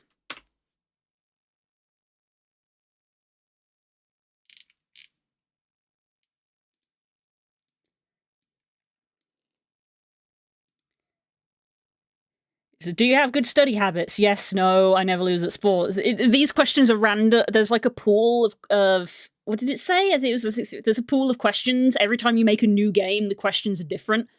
But you do these questions, and then at the end, you get a little thing to a little bit of dialogue. You seem to be the calm type. You're compassionate and considerate. Da da da da da. You seem to be a blah blah blah. That's a very quick summary of it. Yeah, Mystery Dungeon Red, which was on the Game Boy Advance. This is what it looked like on the Game Boy Advance. Yeah, what finger did you grab? There's a wallet on the side of the road. What do you do? And then, because it's a kid's game, at the end it's like, you're a cheerful personality? Yes or no? Are you a boy or a girl? Does actually influence the outcome. You appear to be the impish type. Playful, cheerful, and love pranks. You're also kind-hearted. That's why people around you find you so irresistible. You must be the most popular person around. Oh, you're not that popular? You're either being modest or you just don't notice it. I bet people are just too shy to let their feelings know. There's someone out there who's afraid to declare their love for you. An impish person like you should be Cubone! And that's how you're determined in Mystery Dungeon. So that's why I said that, because it is the same vibe. Yes, go gamers! Love it, Hope. You did amazing!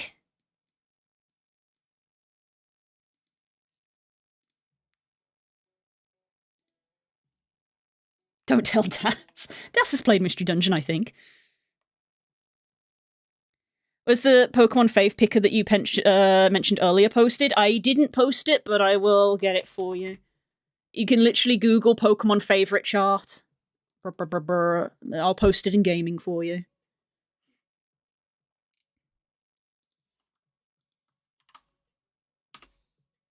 Yeah, favorite Pokemon Picker.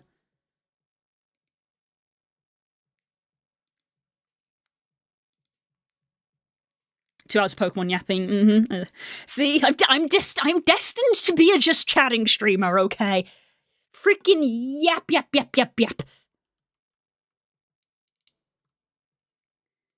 I have been here 2 hours. I haven't made a single video. God fucking damn it! I haven't made a single video in 2 hours.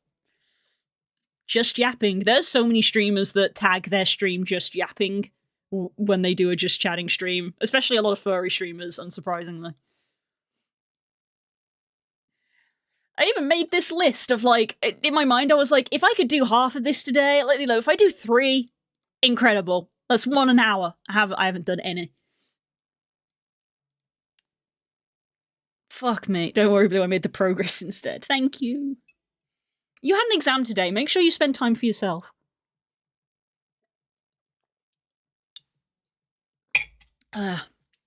Drink water, everybody.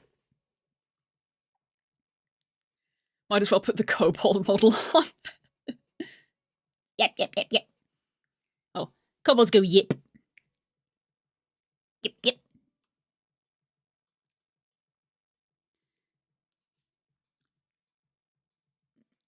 Japanese, it will be quite easy. Oh, nice!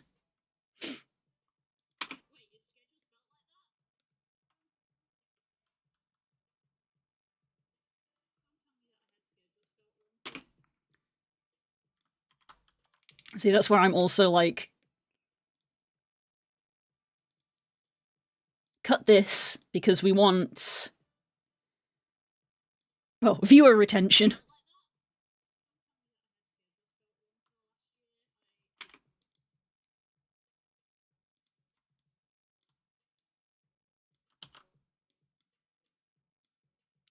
Okay, where is my old schedule thing?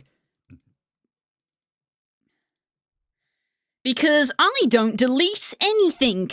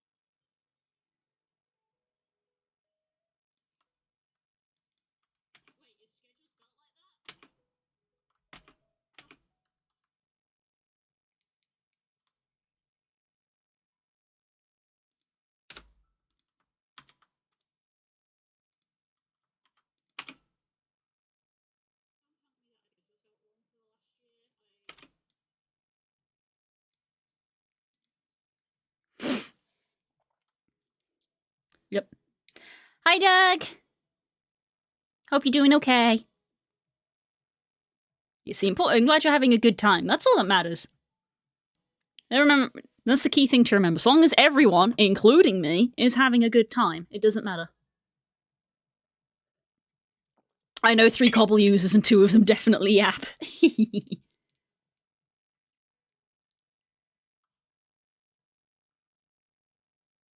Also, chat hi. I don't think I said proper hi to y'all. Everybody say hi to Hope. She had an exam today.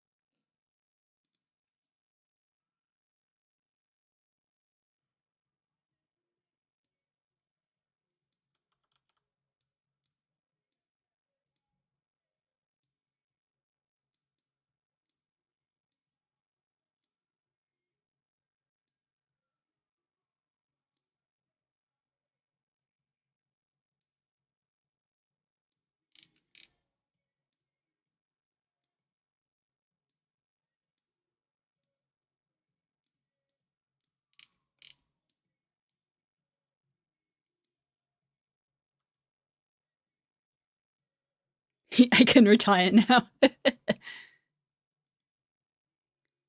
Of the moment.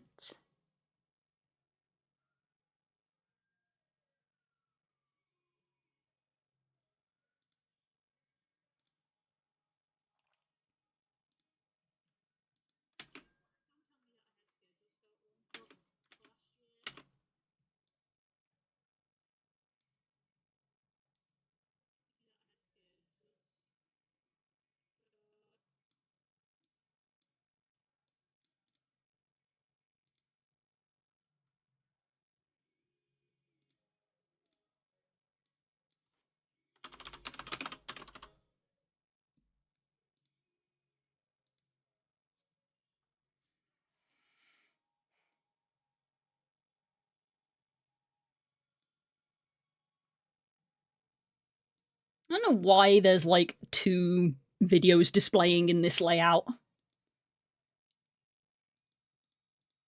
I don't know why DaVinci decided to do that.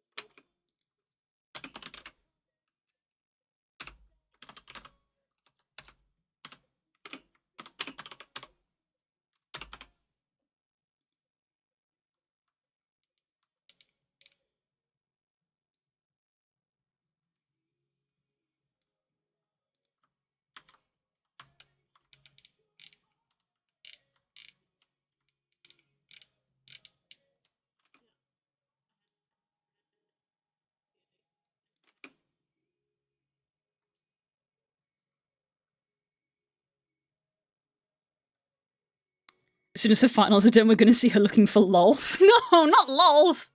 Lolth is a bitch! I am killed under mysterious circumstances.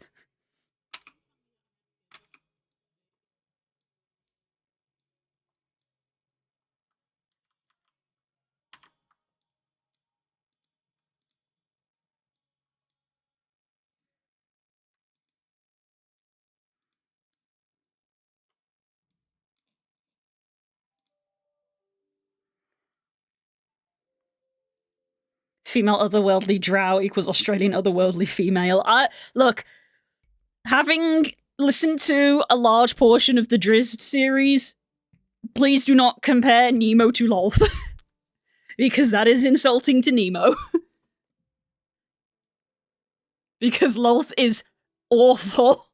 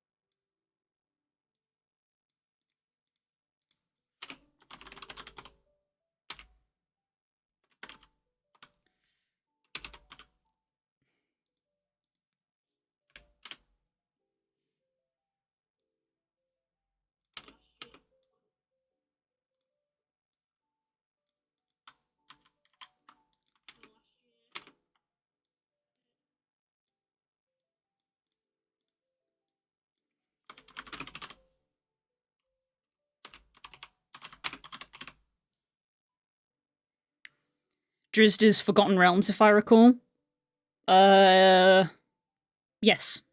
I don't know why that took me so long. Yeah. Forgotten Realms, Sword Coast. Yeah. Faerun. Yeah. I've heard of Drizzt, but didn't realize he was in a specific series. What's it on? The Drizzt series is a book series. The Drizzt novels. He is the main character of them.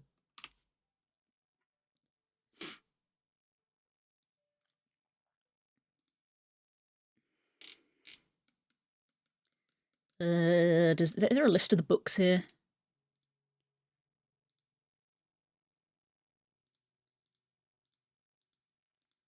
He's from a long time ago, good lord. Does this page mention the books at all? Yeah. Legend of Drizzt. There's a lot of them. I believe the author has kind of finally said that he's might be done with Drizzt now, but he's not done writing. He's not done writing, but I think he said he might be done with Drizzt and is gonna move on to a different character. But he is still gonna write in the same universe, but apparently he's gonna write some books on a different character. I'm not gonna say which character, because if I tell you who it is, that may be actually a spoiler for the rest of the books. So, but yeah. As you can see, they kind of come in batches. Dark Elf Trilogy. Which one have I done up to? I think I've done up to here?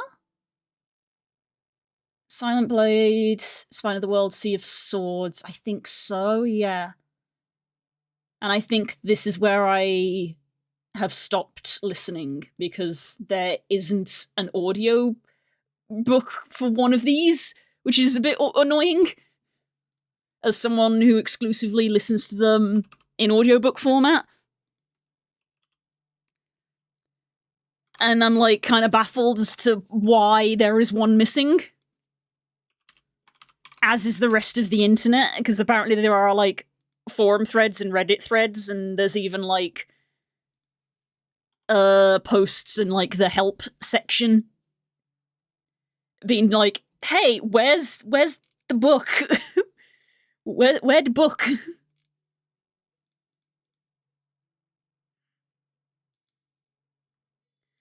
But they are good. But yes.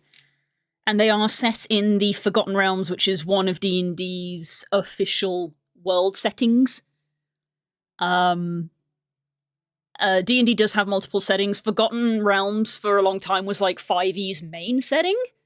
A lot of pre-written campaigns will be set there, and there's like a Forgotten Realms guidebook for like, oh, if you want to make your own games to be in there. It's basically if you're a DM and you want to run a game, but you don't have time to like literally build an entire world, D&D are like, here's one we made earlier. And the Drizzt book series is set in that world. Which is really funny for me when we're playing a campaign set in the Forgotten Realms, because it means that I do just passively actually know some of the lore of the setting, which is pretty fun.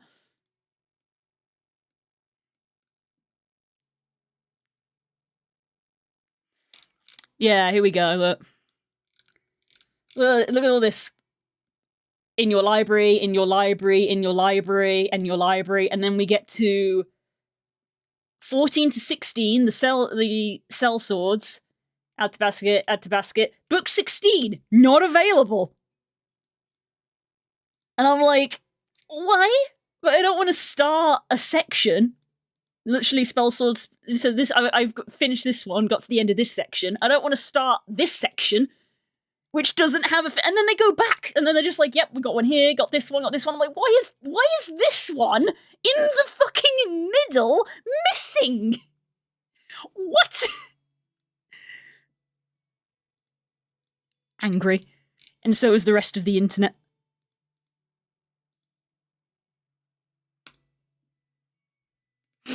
Angry.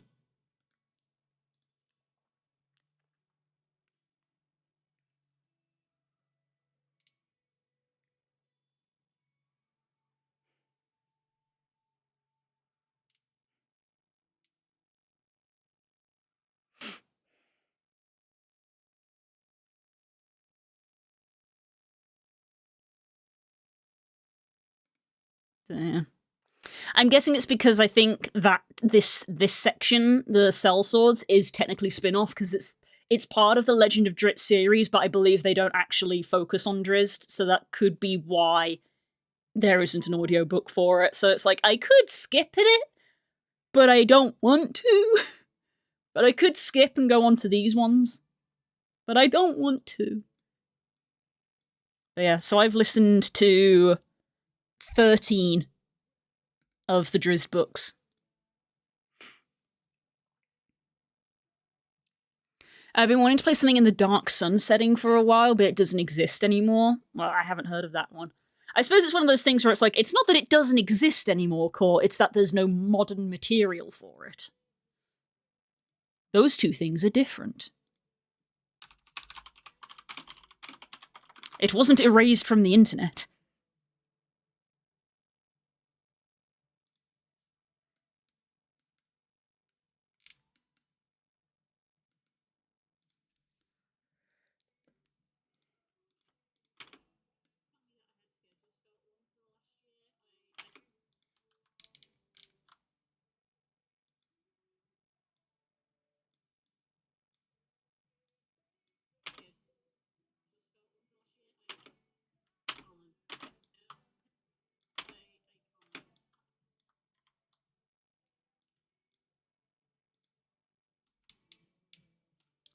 Actually...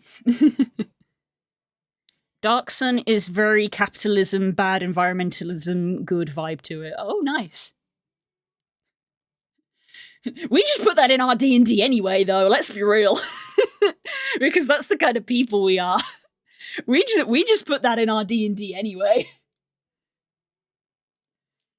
We're like Brennan Lee Mulligan over here of, is the villain capitalism?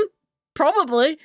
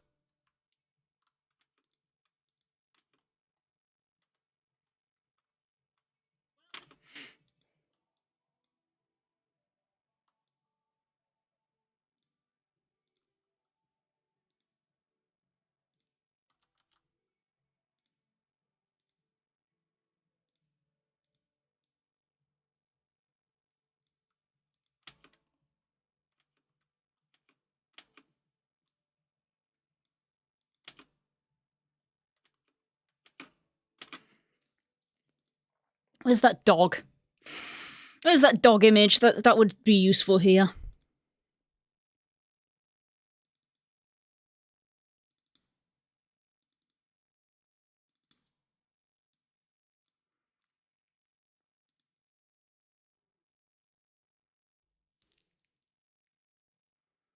It's rather psychic heavy and mages fall into two classes, defilers and preservers. Ooh.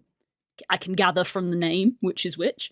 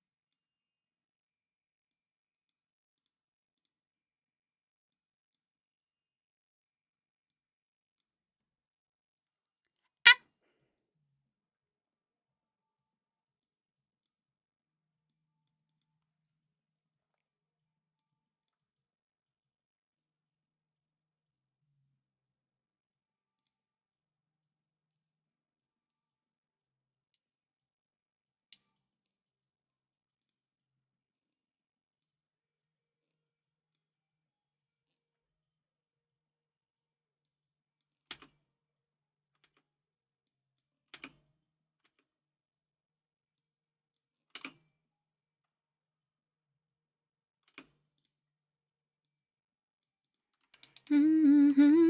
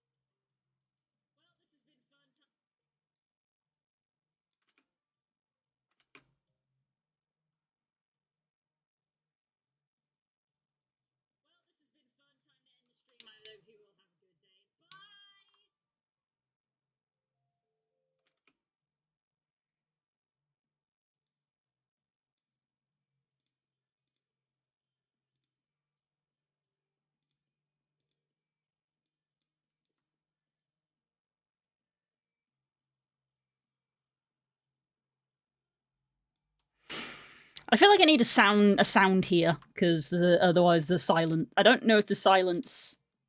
I need like a sound or something.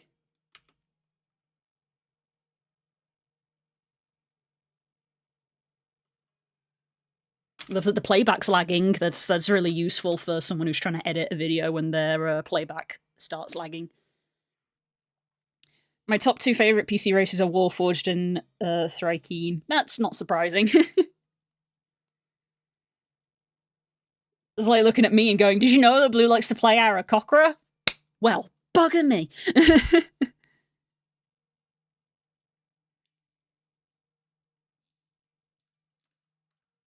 Nothing wrong with that.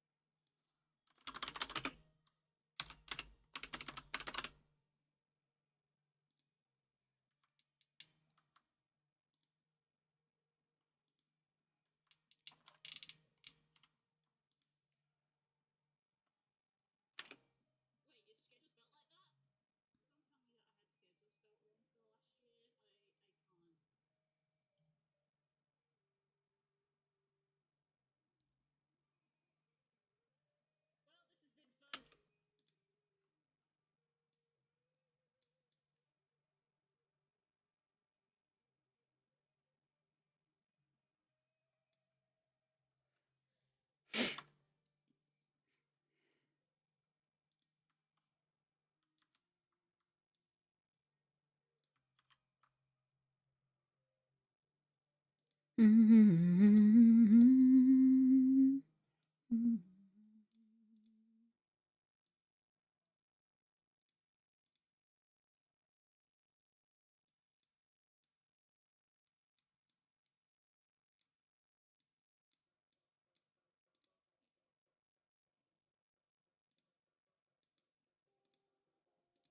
gonna cover that up.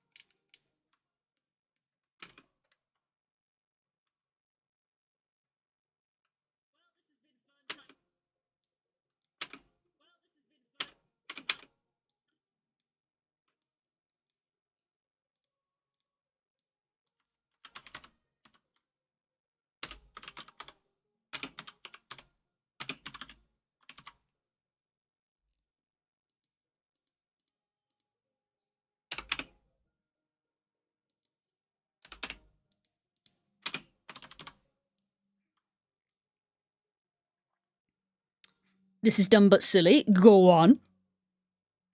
Go on.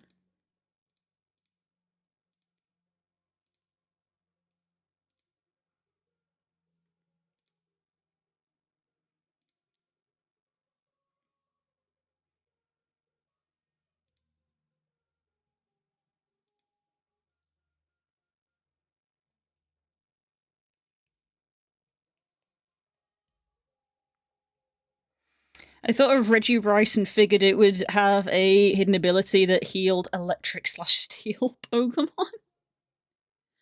Can you explain the logic behind that? Because surely Reggie Rice is a grass type? Because rice come from plant?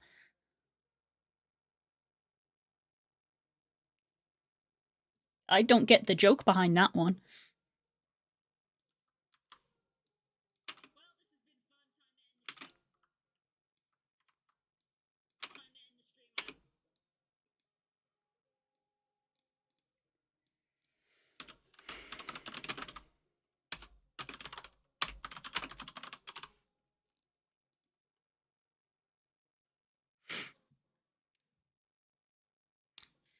You put your electronics in rice to make them work meme. Right, okay. It's a pull, I guess. It is silly. You are correct. It would be something like it would probably like lessen the power of water types. Is probably more what they would do.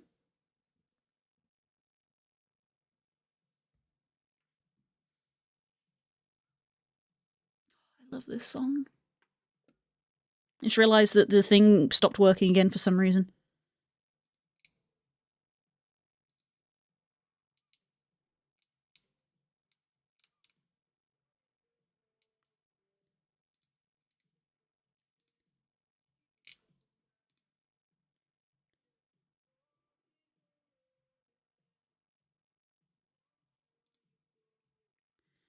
There you are again. Find a way to make some peace. The story ends. How the story ends.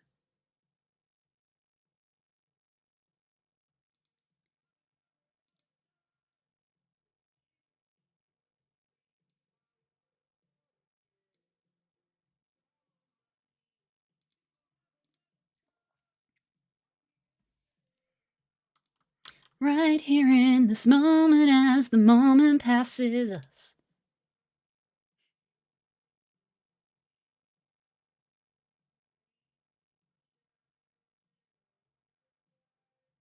I did not realize that there was one of these just in. That's really funny.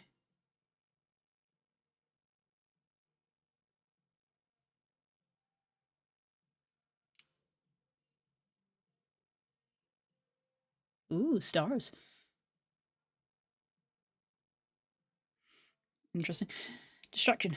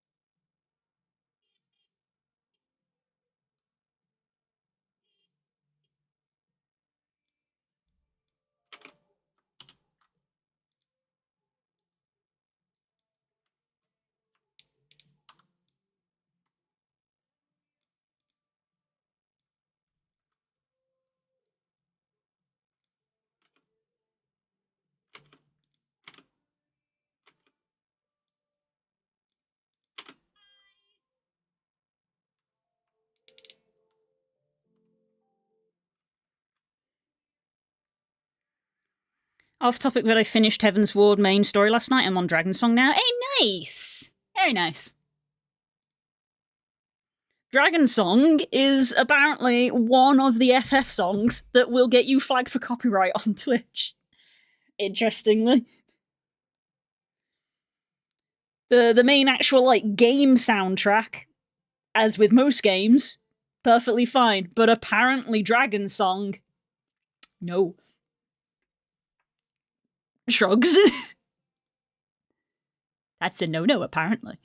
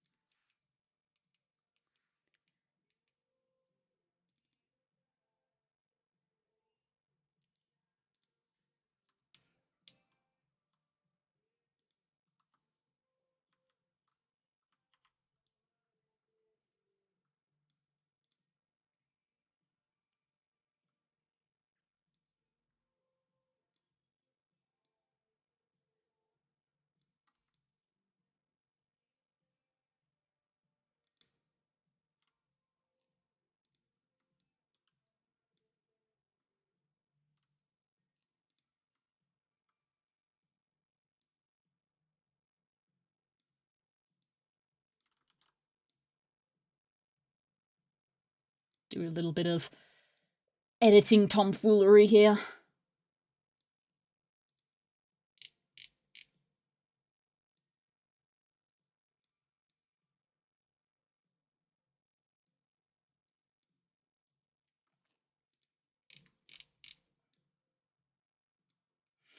I believe this is the font I lost, which is why I'm not just typing it out manually. This was the font that I told you that I lost. And I did find it was a set of two. I found the other one. I didn't find that one.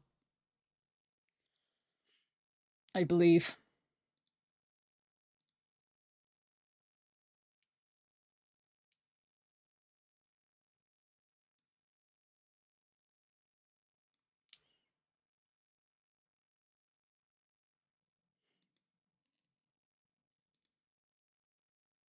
Yeah, it's not quite the same.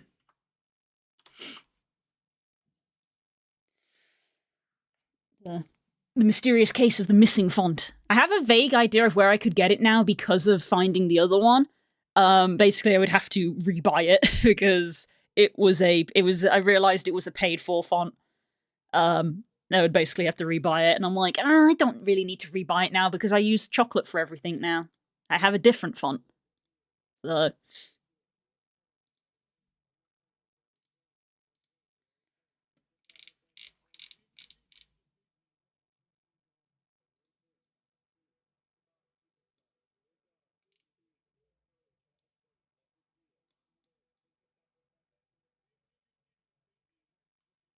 this doesn't really work. This doesn't really work.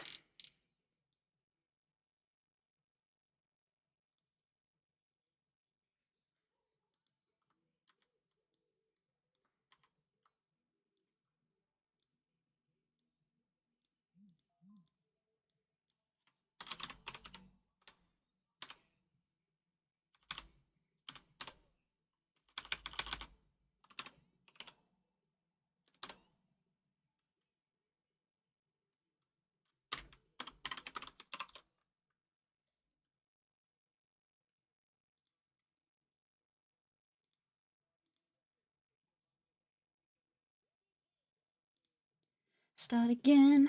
Start again. Maybe this year I will also actually remake the intro and outro screens for the new Avatar. Imagine that. Of course, I've jinxed myself now that I've said it out loud, but who knows?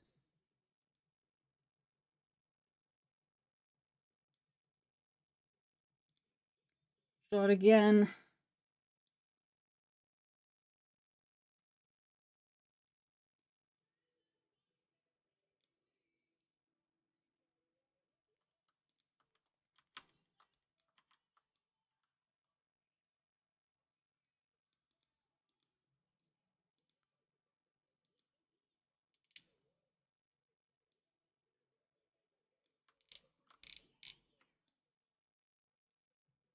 There we go, I can at least move that.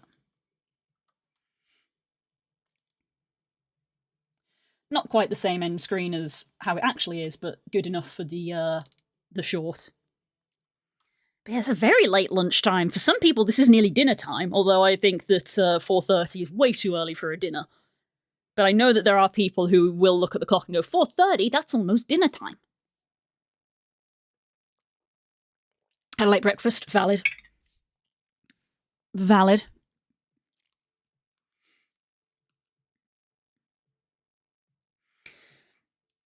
Now that I think about it, is it just me or does everybody still just keep dying? I mean, a lot of people in general just keep dying.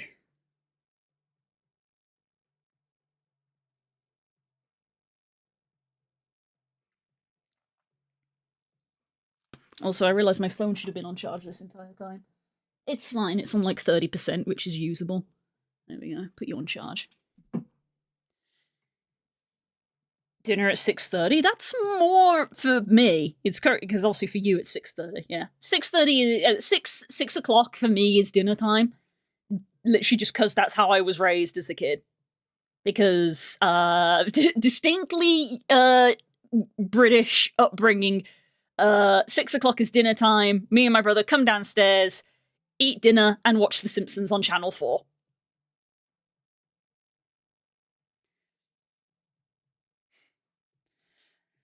Dinner is when I can be bothered to make it.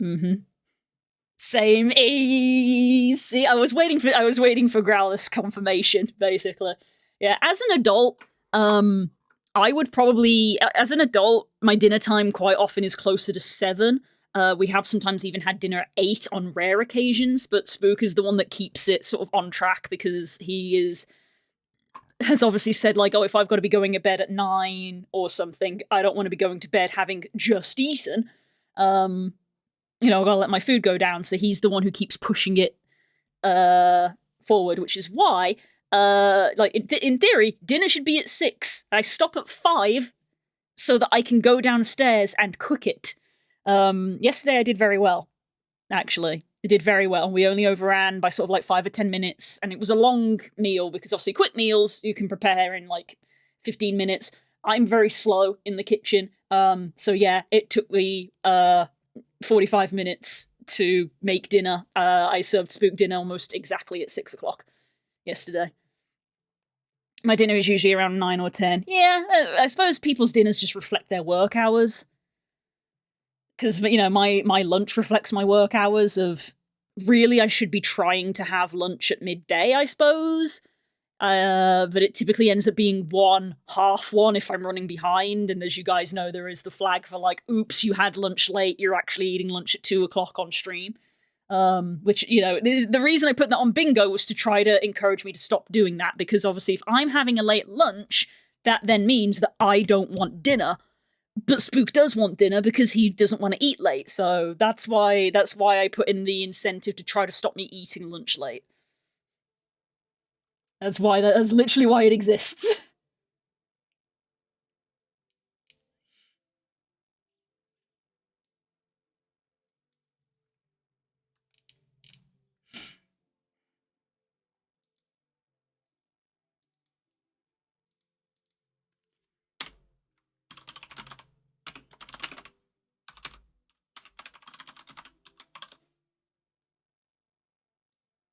Make it look like that's the, like, end thing.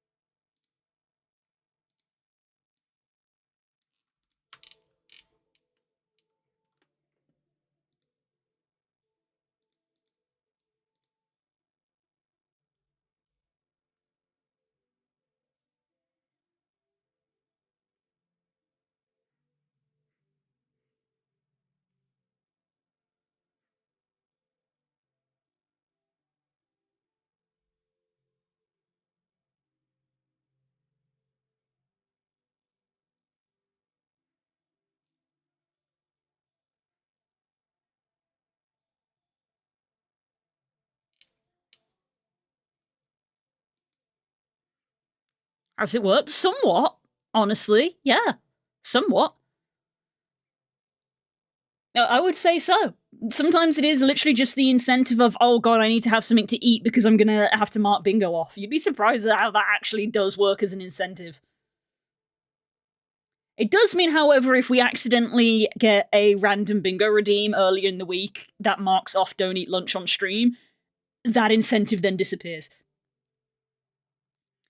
For me, breakfast is at 10, lunch is at 1, and dinner is around 10. That's a big gap between your lunch and your dinner, but if it suits you, fair enough. Because in theory, for me, my breakfast should probably be very similar for my time zone of I should probably have breakfast around 10, I should be having lunch around 1, but dinner should be around 6. The bad habit I'm in at the moment is I'm staying up very late again, because of obviously having been on holiday over the new year. So I need to try and correct my sleep schedule. So don't tell Spook. Because I've been sleeping in, which means I've been looking at the clock and going, I probably shouldn't have breakfast because I will have lunch in like an hour. Because I've been kind of waking up at midday. So I've been waking up at midday and being like, I'll just have like a bigger lunch, to make up for it.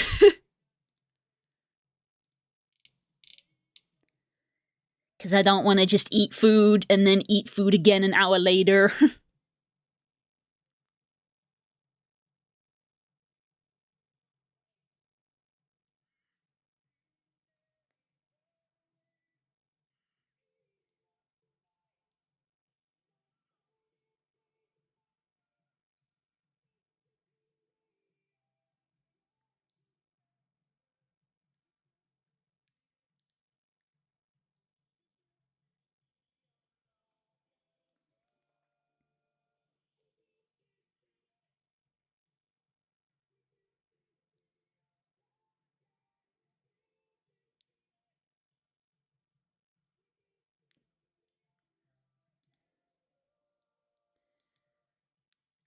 Fair, I don't eat really between lunch and dinner, but I do keep a jug of water by me. I also keep water on my desk, as we know. I think I'm eating every 2 hours when at work these days. I mean, like, just snacking? No, I don't personally see a problem with snacking. I think I remember seeing something somewhere where someone was like, if you just do snacking, then you're not necessarily going to gain weight. Whereas, like, it's like if you do like three big set meals and then are also snacking in between there, that you might gain a little bit of weight.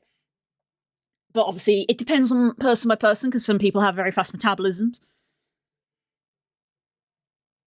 But yeah, like often when we have a board game day with friends, we will get snacks. We will have crisps and chocolates and stuff. Which means we typically don't do a lunch. So a lot of us will have breakfast in the morning. People will come round, and we'll put the snacks out, and we'll snack. And then in the evening, we ask people, do people want to get food? And depending on how full people are from the snacks, we decide. But we tend to not have lunch in place of the snacks. It depends what the snacks are and how much. Also that. All things in moderation.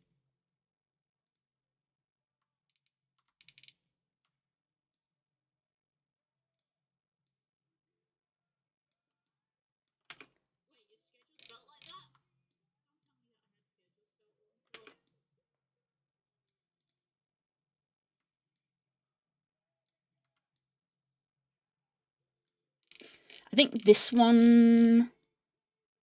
No, I still want it to be at the top because at the bottom is where all the, like, info is. I could increase the zoom on me. I have texture on... I got cracked, dried lips, and it's bugging me because I wanna just, like... They're all rough. And my fidgety fingers are like, must remove texture, and I'm like, don't do that because you're gonna make your lips bleed.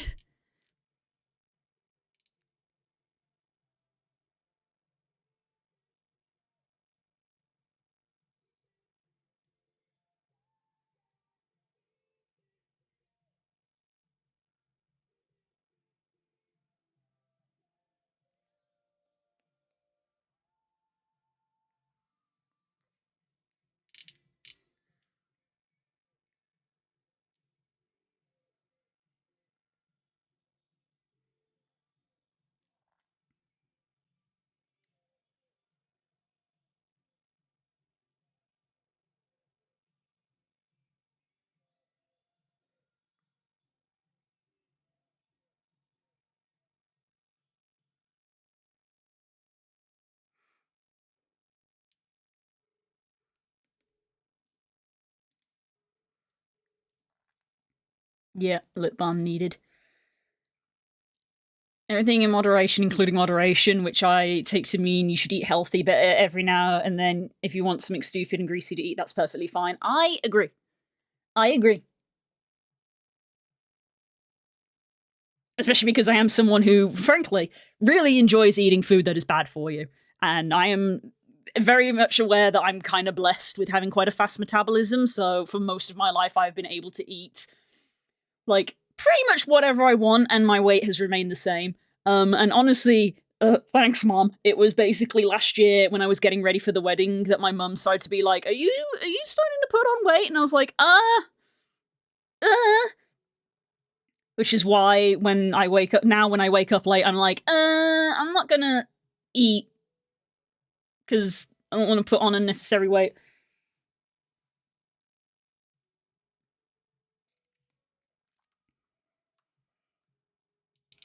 Which generally is not a healthy, mental thing. Why is the watermark timeline not doing the thing?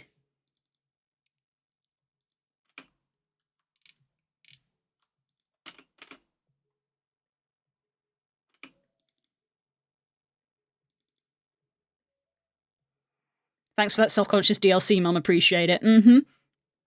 What I appreciate now is when we go over to Mum and Dad's, if my mum says something like that, Spook has started calling her out. And it's amazing how flustered she gets, which says that she doesn't even realize she's doing it. Go Spook, yeah. Because, yeah, like, I think it is a typical mom thing to sort of think, oh, I'm just saying it to be helpful. So, like, she gave me some stuff to put in my hair. She came downstairs and she was like, "Here, I got some moisturizing oil to put in your hair because when you've got a lot of breakages in it." And Spook just went, "Here, have this stuff for your hair because your hair looks really bad." And she was like, "No, that's not what I meant." And I was like, "Thanks. Okay, now I'm feeling self-conscious about my hair." So, thank you, Spook, for that. I know my mum means well. I really think she genuinely doesn't understand. I think she is genuinely trying to help.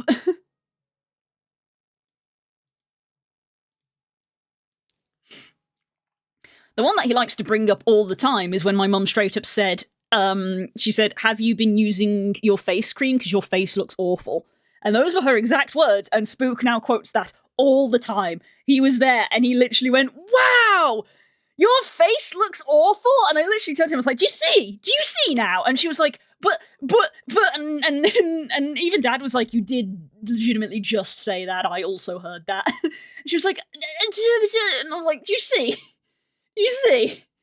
Your face looks awful. Thanks, Mom. Thanks for helping with the old self-esteem."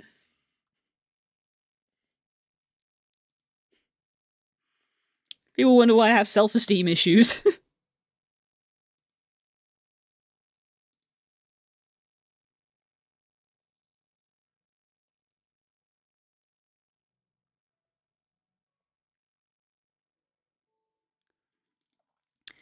Wait, that Drizzt book is restricted because of licensing rights? What the fuck?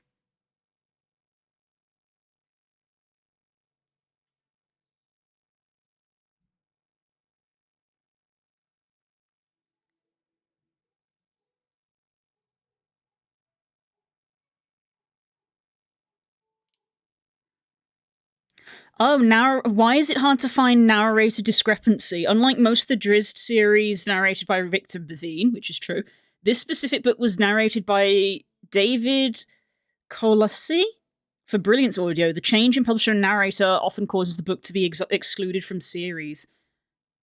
That's why it has a different narrator? Why would they do that for one book? And also, ew, I don't want to have an entire series and then one book has a different narrator. Why can't they... Look, Amazon has enough money. Why can't they re-record it with the correct narrator? Because it's on Audible. Spook be like, "Bish, that's my wife you're talking about." He do, and I love him for it. Speaking of, I just heard him come through the door.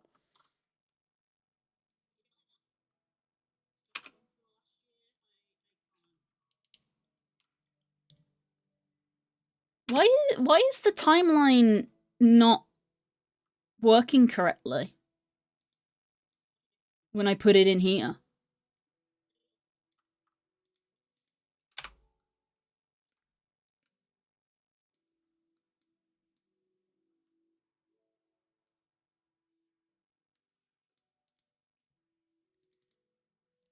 But it works correctly here. Huh? Why is that not working correctly? That should just be a drag and drop. You can just drag and drop it in and it'll work. Why is it not?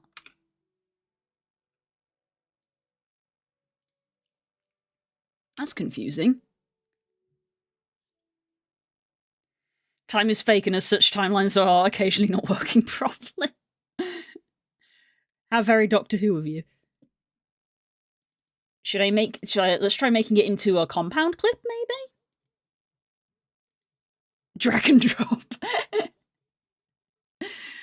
Voz's brain hardwired onto one thing only. Dragon.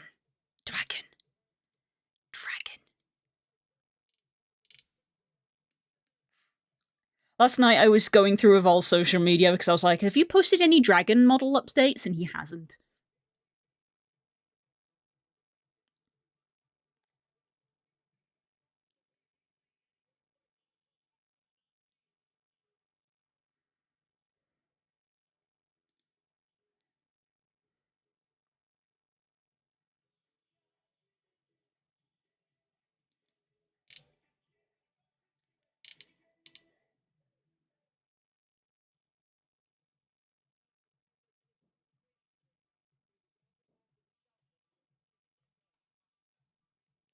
Hello.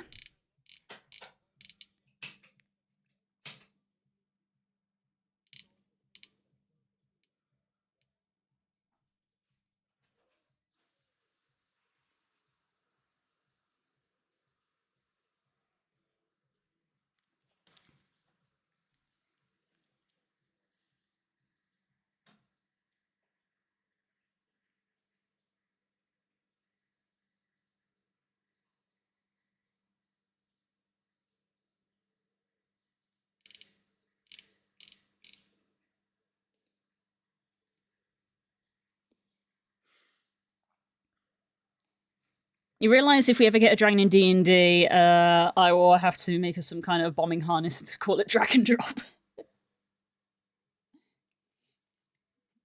As the in Play of Princes, I do play a dragon because I get control over Kaerk, who is technically an NPC, but I control him, so he's like on the fine line between NPC and PC.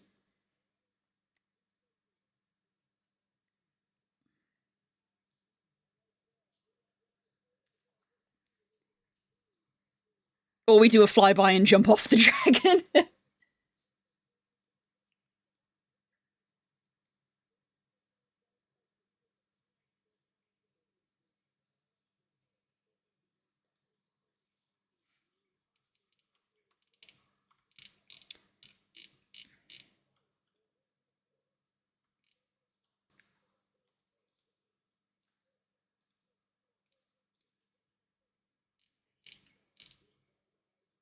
Yeah, it does know that the files are there.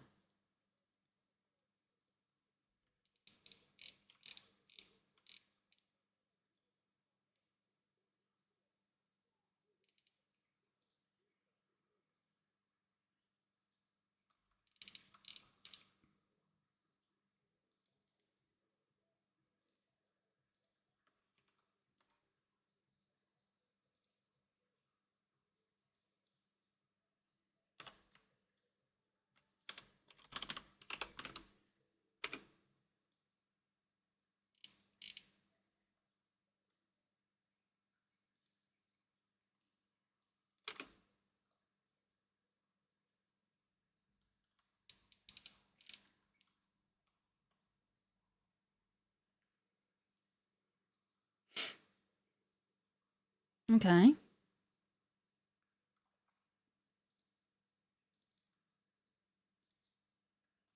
I put the compound clip in, does it work?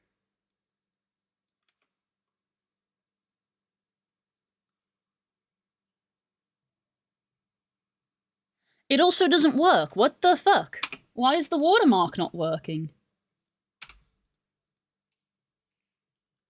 That was the whole point of making it! So that I could just drag and drop it in.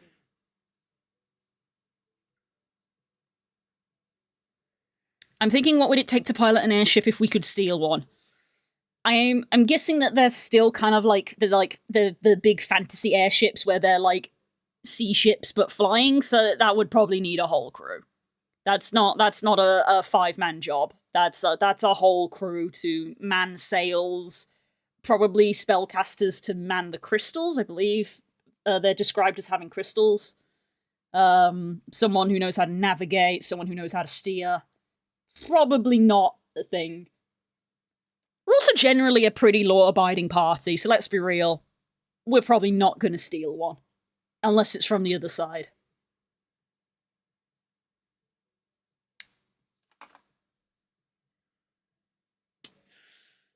Well, now I'm a bit stumped on what to do, because that was basically just going to be the end of the clip of drag and drop that in. Job's a good one. And now because it's not working, that's kind of like put a pause on it. That was literally going to be perfectly timed of like, oh, it's basically 5 and we've got the clip done. But no. So that's frustrating. I don't understand why it works perfectly fine in its own timeline, but doesn't work in this timeline.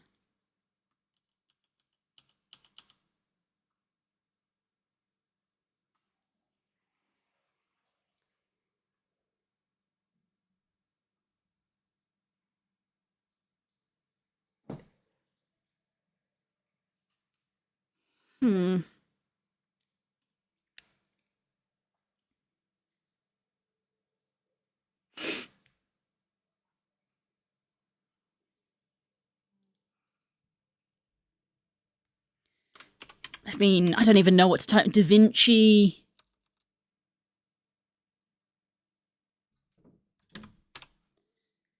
Da Vinci image shows in one timeline, but not the other?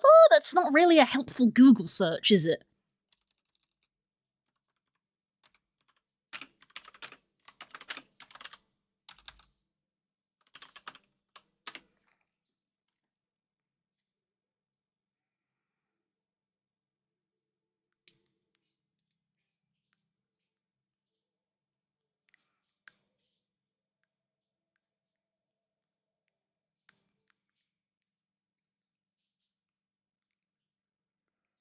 Okay, let's start with step 1, opening and closing it.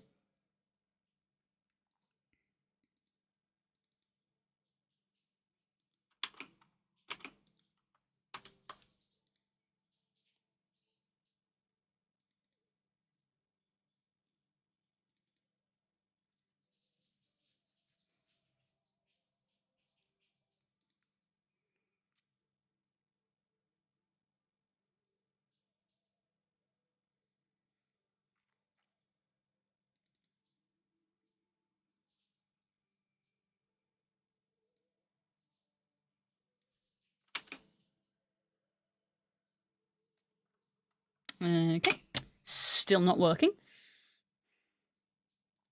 Next we'll try selecting all of these and relink them.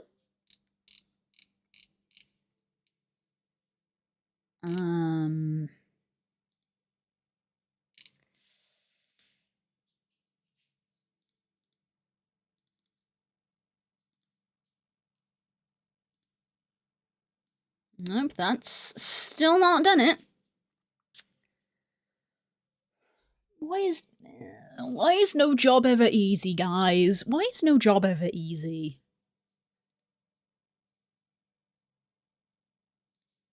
Why is it not working? When it works perfectly fine here. That's what it's supposed to look like with all the images of all the different platforms. I import it into this and it's not working anymore.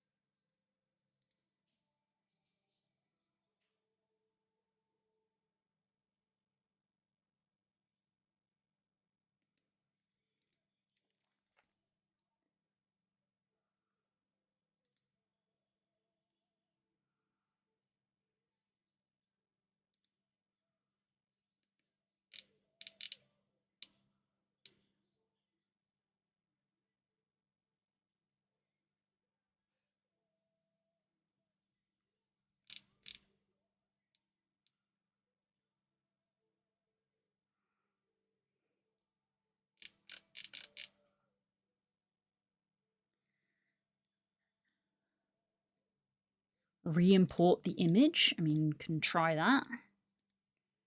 Straight up be like...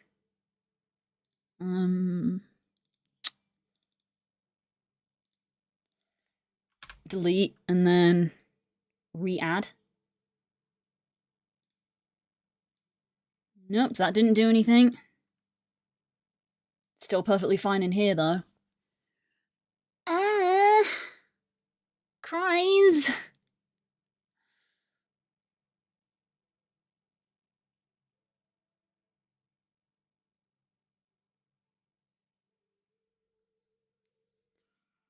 If I just put an image in here, does it appear?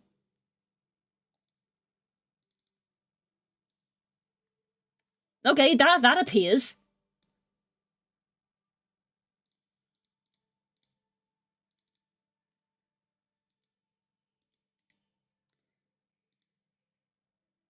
What if I copy and paste?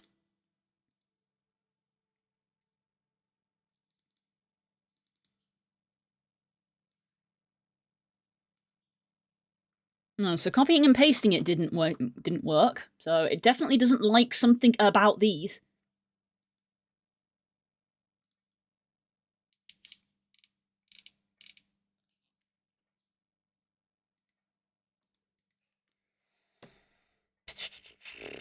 Can we paste attributes?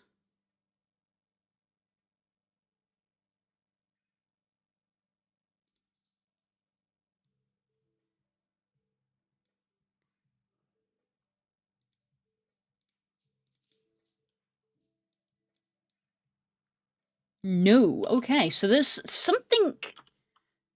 One of these attributes is making it unhappy. Great. There's something in here that is making it unhappy. Yeah, hi Hope. The watermark logo is not working.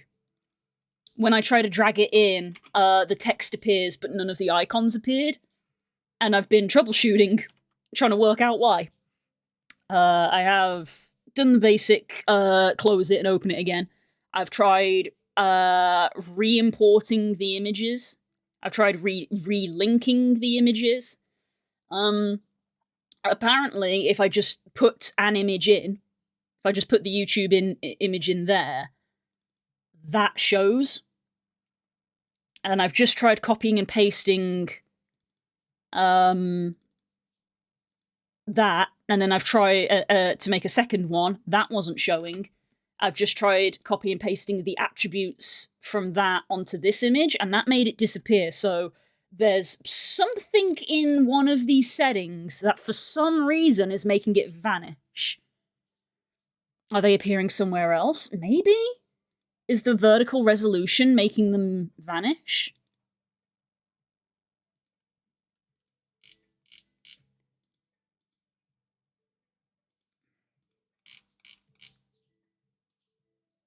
No, that's the entirety of the clip.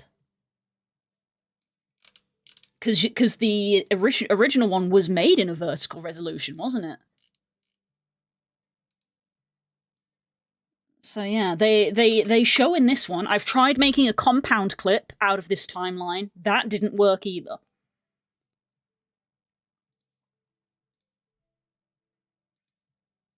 So yeah, I thought this was going to be nice and easy of just drag and drop this onto here, and that is not the case. Delete it and show you again. It was meant to be just drag and drop the watermark onto the video. There we go, video done. Not the case because it's not displaying correctly.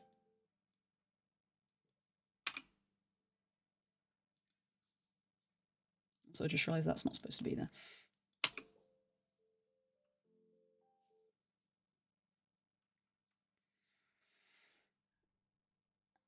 So, yeah. Yeah, you did make it in a timeline, and I could have sworn that all of the tests that I did with that was that it would work. The easiest solution is to export the video and import it like that, but I would have to look into it. Is that going to maintain the transparency, though? If I export it as a video, it's going to export it with a black background then, isn't it? And then I'm then going to have to, like, chroma key out the black, which means we lose the drop shadow, which I suppose is a minor issue, but it's annoying. Which was why we did it. In theory, the way that we did it should have worked. I don't understand why it didn't work, and I'm guessing you don't either. Okay, well, I guess the next thing I can do is, instead of importing the timeline, I guess I just copy and paste this entire thing. What's this layer that's turned off? Adjustment clip. What is that? What's this that's turned off?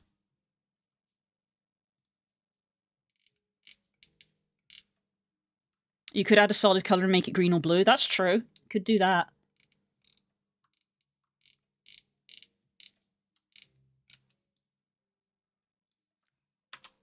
I suppose I could just do this.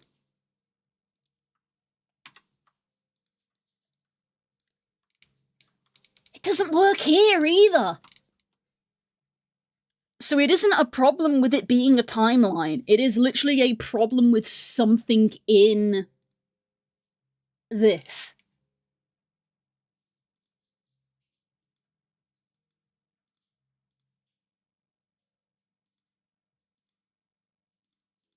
Wait, the transform? Where are you?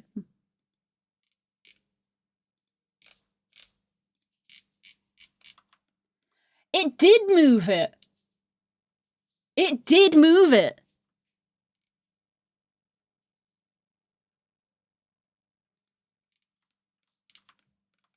What the fuck? Why is it all the way up there?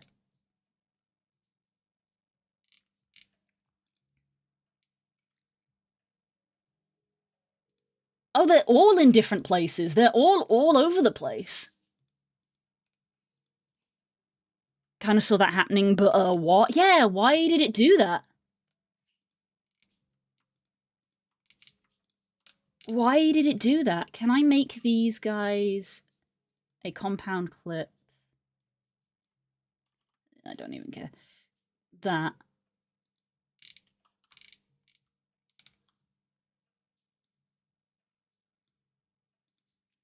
That's so weird that, like, when they're like combined in a when they're combined in a timeline or in a compound clip, when you go to move them, it doesn't like show you where they are. It's just like, no, it's all within the bounds of this.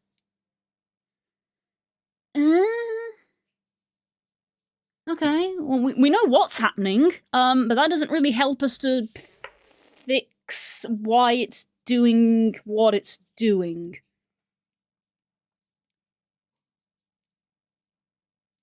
I'm getting annoyed flipping between these two tabs. Why is it that the position in this one is the way that it is? Is it to do with the format that... Is it to do with the, like, size that you made this? That doesn't explain why the text doesn't move. That doesn't explain why the text doesn't move. The text stays perfectly where it's meant to be.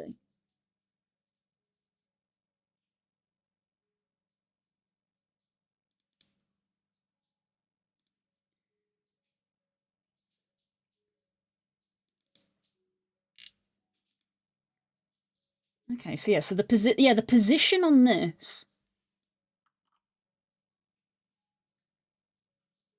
is different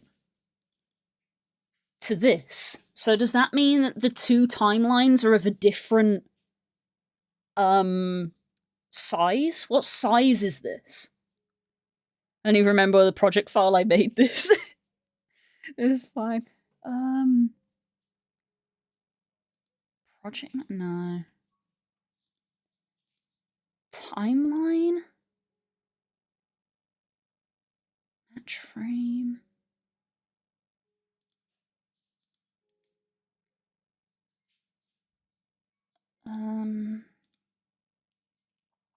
It be in here?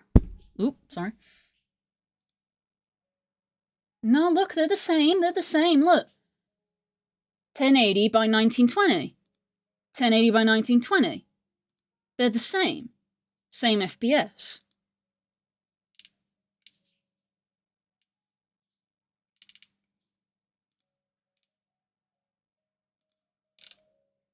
They're the same size.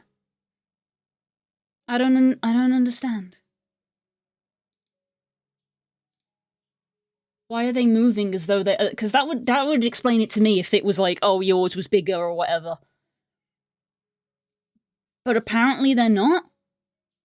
So I don't understand why what's occurring is occurring.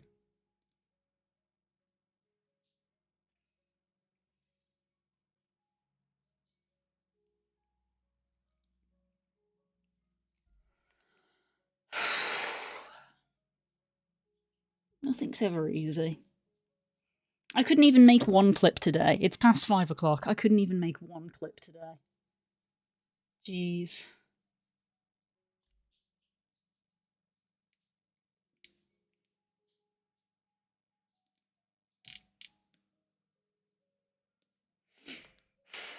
Because it's the fact that they're also bigger. If you look at the size of that square, that is bigger than that. So in my brain, I was like, "Oh, does it think that the ratio is like bigger than it is?" But that doesn't make sense because the text doesn't change.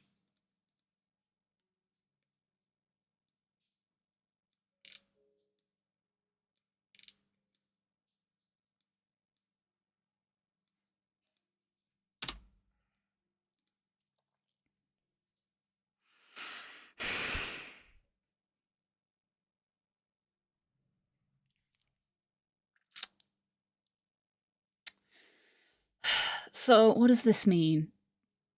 What does this mean? I guess this means we've got to remake the watermark. I guess we remake it, but instead of... I guess because in the file, you put it at the top here, because that's naturally where it's going to go in the video. Maybe for the timeline and for this, you don't do that. Don't offset it. Have it be in the middle so that the origin is like at 0, 0, whatever. And then when I drag the timeline, the watermark into the timeline itself, I then position it where I want it to be. Maybe we do it that way. Maybe they all need to be at 0, 0, so that the text is in the middle, and then I just grab this and move it around. Because sometimes it might be at the bottom, sometimes it might be at the top, maybe it'll be in the middle sometimes, so maybe put them in the middle? Maybe? So that when this comes down like that, it's at, 0? I don't know. That's my current guess at the moment. Weird. Again, it doesn't explain why the text is fine.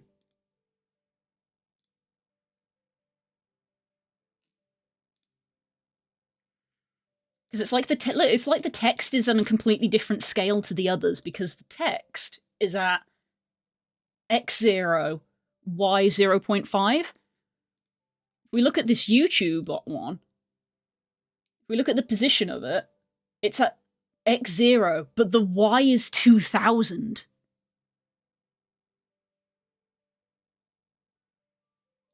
That's not the same as this.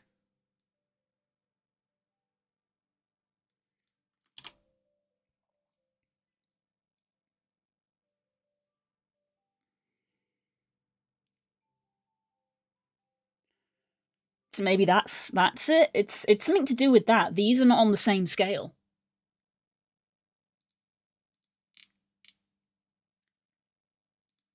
Is it retime and scaling? Scaling. Maybe we turn this off. We don't want scaling.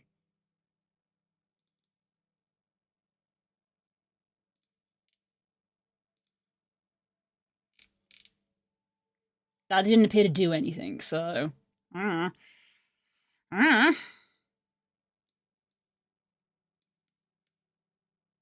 That didn't do anything. Okay. I don't know. I'm guessing.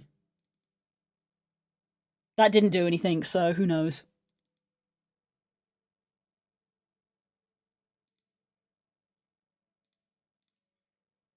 Yeah. And for some reason, these are different, so the text is... Because it kind of makes sense. So it's like, this is 0, and this is, going to be 1 in this direction, and this is going to be 1 in this direction. So because it's on 0.5, it's halfway between it. So as we grow that up to there, it goes up to 1. So that makes sense. So that's 1, that's 0. That goes over to 1. That makes sense. So it doesn't make sense that these are on Y2000? 4000? They're on like a completely different ratio. For a reason I cannot fathom. Don't beat yourself up about it. It's your first day doing this. You get better as you go. Thank you, Core. Thank you for the kind words. Thank you. I got it to have the same issue. Okay. So it isn't a me problem. Okay. That's at least something, because the last time we had a problem like this, it was a me problem, and you couldn't replicate it.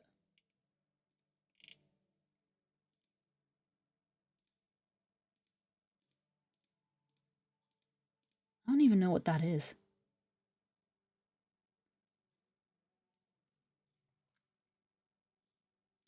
I don't even know what retime and scaling is. I don't know if that's having an influence on it. I just noticed it had the word scaling in it, and I wondered if that had an influence. The fact that these have been resized don't seem to influence it. That's really weird. It does mean that it is that something has been done to it, because when we put this image in, this image shows over here perfectly fine if I get it within the timeline. If I just put an image in... Oh, this isn't the timeline. That's the timeline. The image appears. So it is a setting. It's a setting of some kind. Because copying the information of this onto this breaks it. So there is something that is making this incorrect. See, look, this is set to 0, 0. And then when I move it to here, this also goes up to thousands. So there's something wrong with the image and the positioning. It's the positioning for some reason.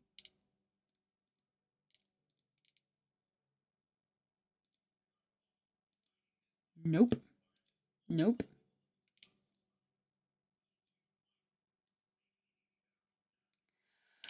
Why? Why is it that way? Why does this one go up to thousands when the text only goes up to between 0 and 1?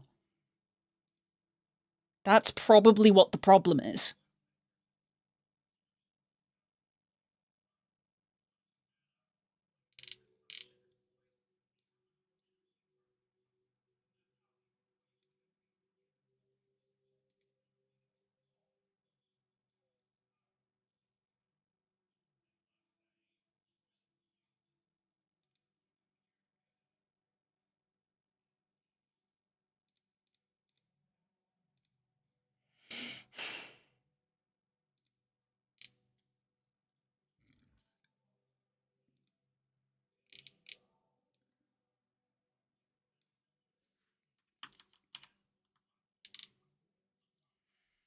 Hmm.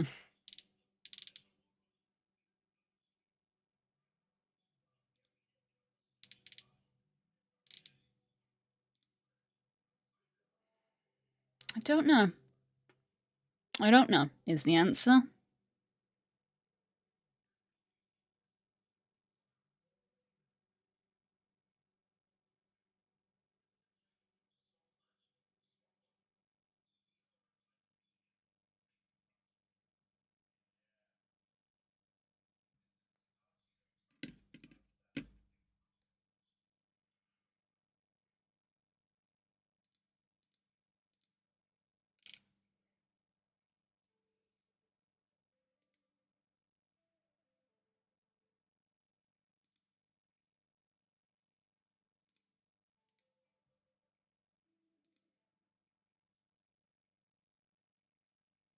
It's to do with the scale.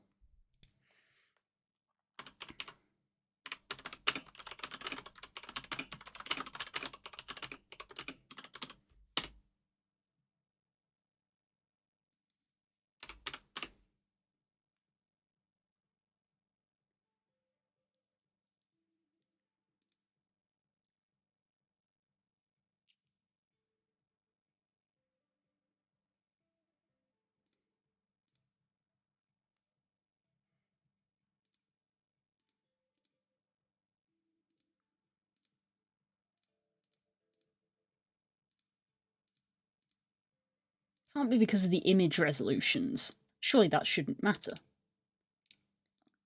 Like, you can't really get higher res images of the logos because the logos are small.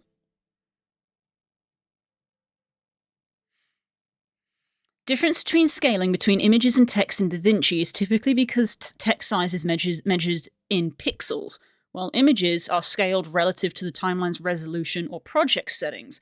When you change the project's resolution, the fixed pixel size of the text change is perceived size on the screen, while the image is scaled automatically based on the project's image scaling settings. Okay, where can I change that?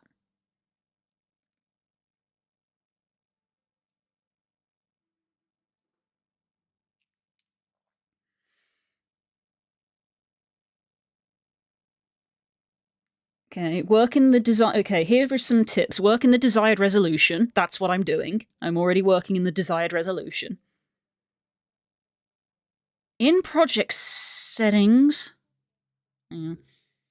In project settings...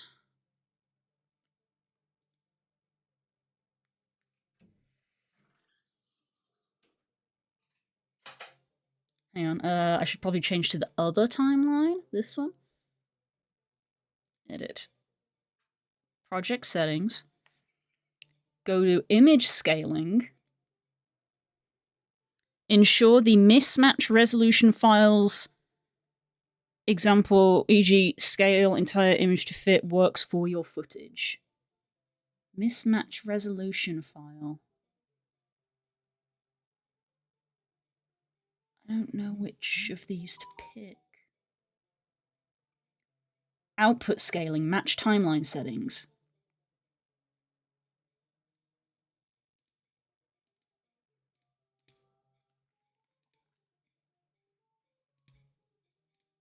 What if I untick that, what does it do?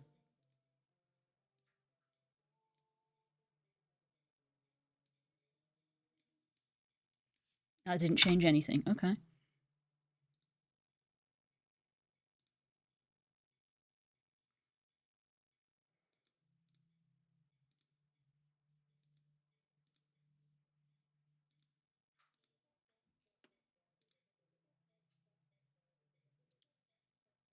If I make everything in project settings, it will be fine. I don't know. I'm just reading off the internet.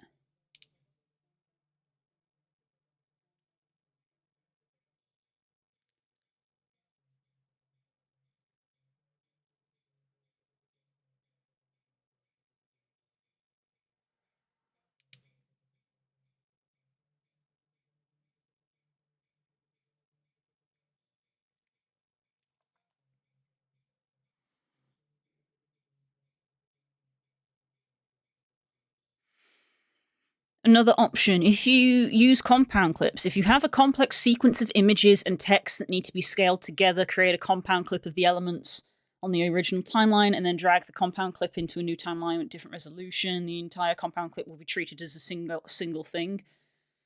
I don't know if that's necessarily what we need. That was just one thing that it said of just like, hey, there's a thing in here for image scaling.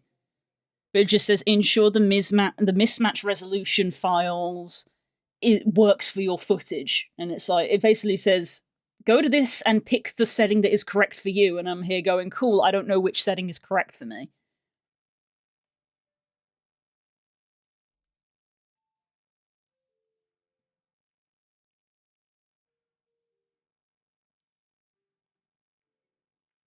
Okay, but it is literally, I guess, a problem with the program. Not even a problem, just it's how it's designed. Of the problem is because text and images are measured differently for some reason, so we're getting a mismatch.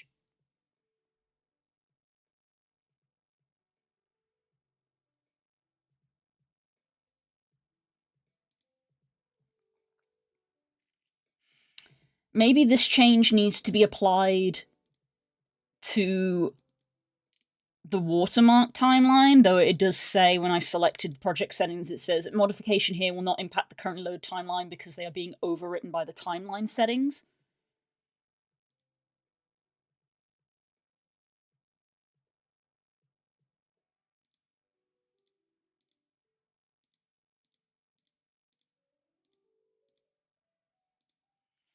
So I don't know.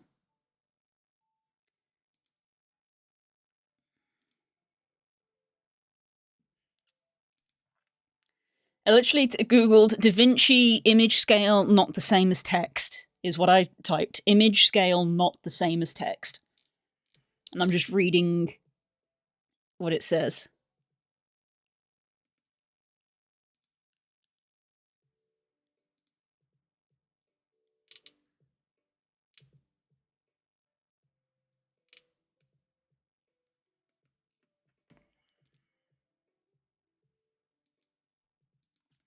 Though I wonder if there is something to that compound clip thing, actually, thinking about it. As a weird workaround, if you just... If we took these images and literally just made the image without any modifications on it into a clip. So this is now considered a clip, not an image. And then you apply all of the transforms, the moving, and all of that. Is that then going to be okay? It looks like probably not, because this is still in the thousands. So that's annoying.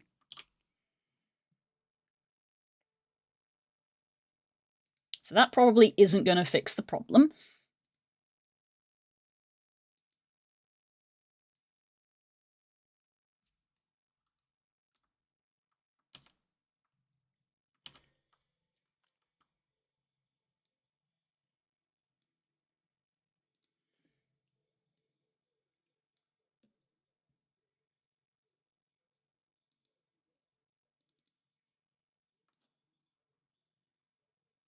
Oh, it is there, though. Look, it's showing.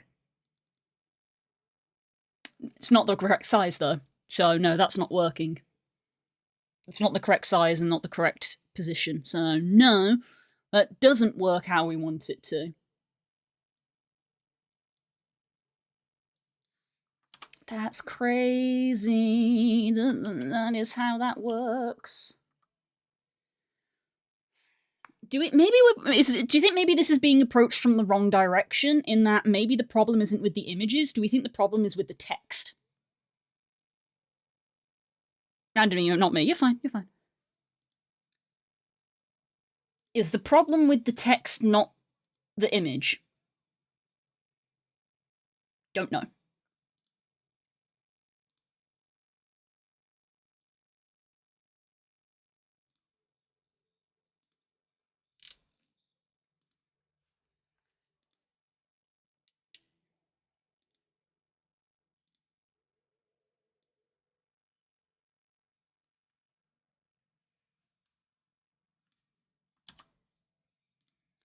If I set you to 0... No, that still just goes 0 to 1. Yeah, the text goes 0 to 1, but the images go 0 to 1,000s. Gotta change how you think, Phoenix, right? Yep. Yeah, it is just on a completely different thing. So if we set this to 0, and instead use this. Okay, that's more... Okay, so this is more in the thousands, do you see? Instead of using the settings in here, these transform settings, we use these ones instead. That's more of a similar scale. It's still not correct, because this is like 2,000. But it's closer? That can't be correct, though, because I said that's 1,000.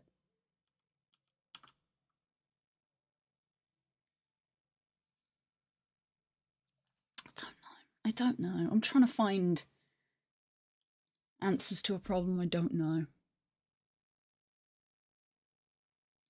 That felt like a step in the right direction of using the settings rather than these in here. Because then these settings are the same settings that these are using. So you can see this is the same as this tab. This title tab is specific to title, but these settings are the same as these settings. So maybe the problem is coming from the fact that they're using different settings, so they're coming out differently. So yeah, maybe the whole thing needs to be in the middle and using this, not this. Maybe. That's my current theory. But I'm going to stop there because yeah, it's 5:30 and Spook is home and is probably waiting for his dinner. Bless him. But he doesn't come in and interrupt me when I'm working. So, cool. I'll fix it and get back to you. Thanks, Hope. I appreciate that a lot, because, yeah. I worked on videos for 3 hours and have nothing to show for it, so that's a little frustrating for a Monday. But, we move on. And the rules I told myself is that we just do 1 day a week, regardless of what progress we make. So this will just be tackled again on Monday.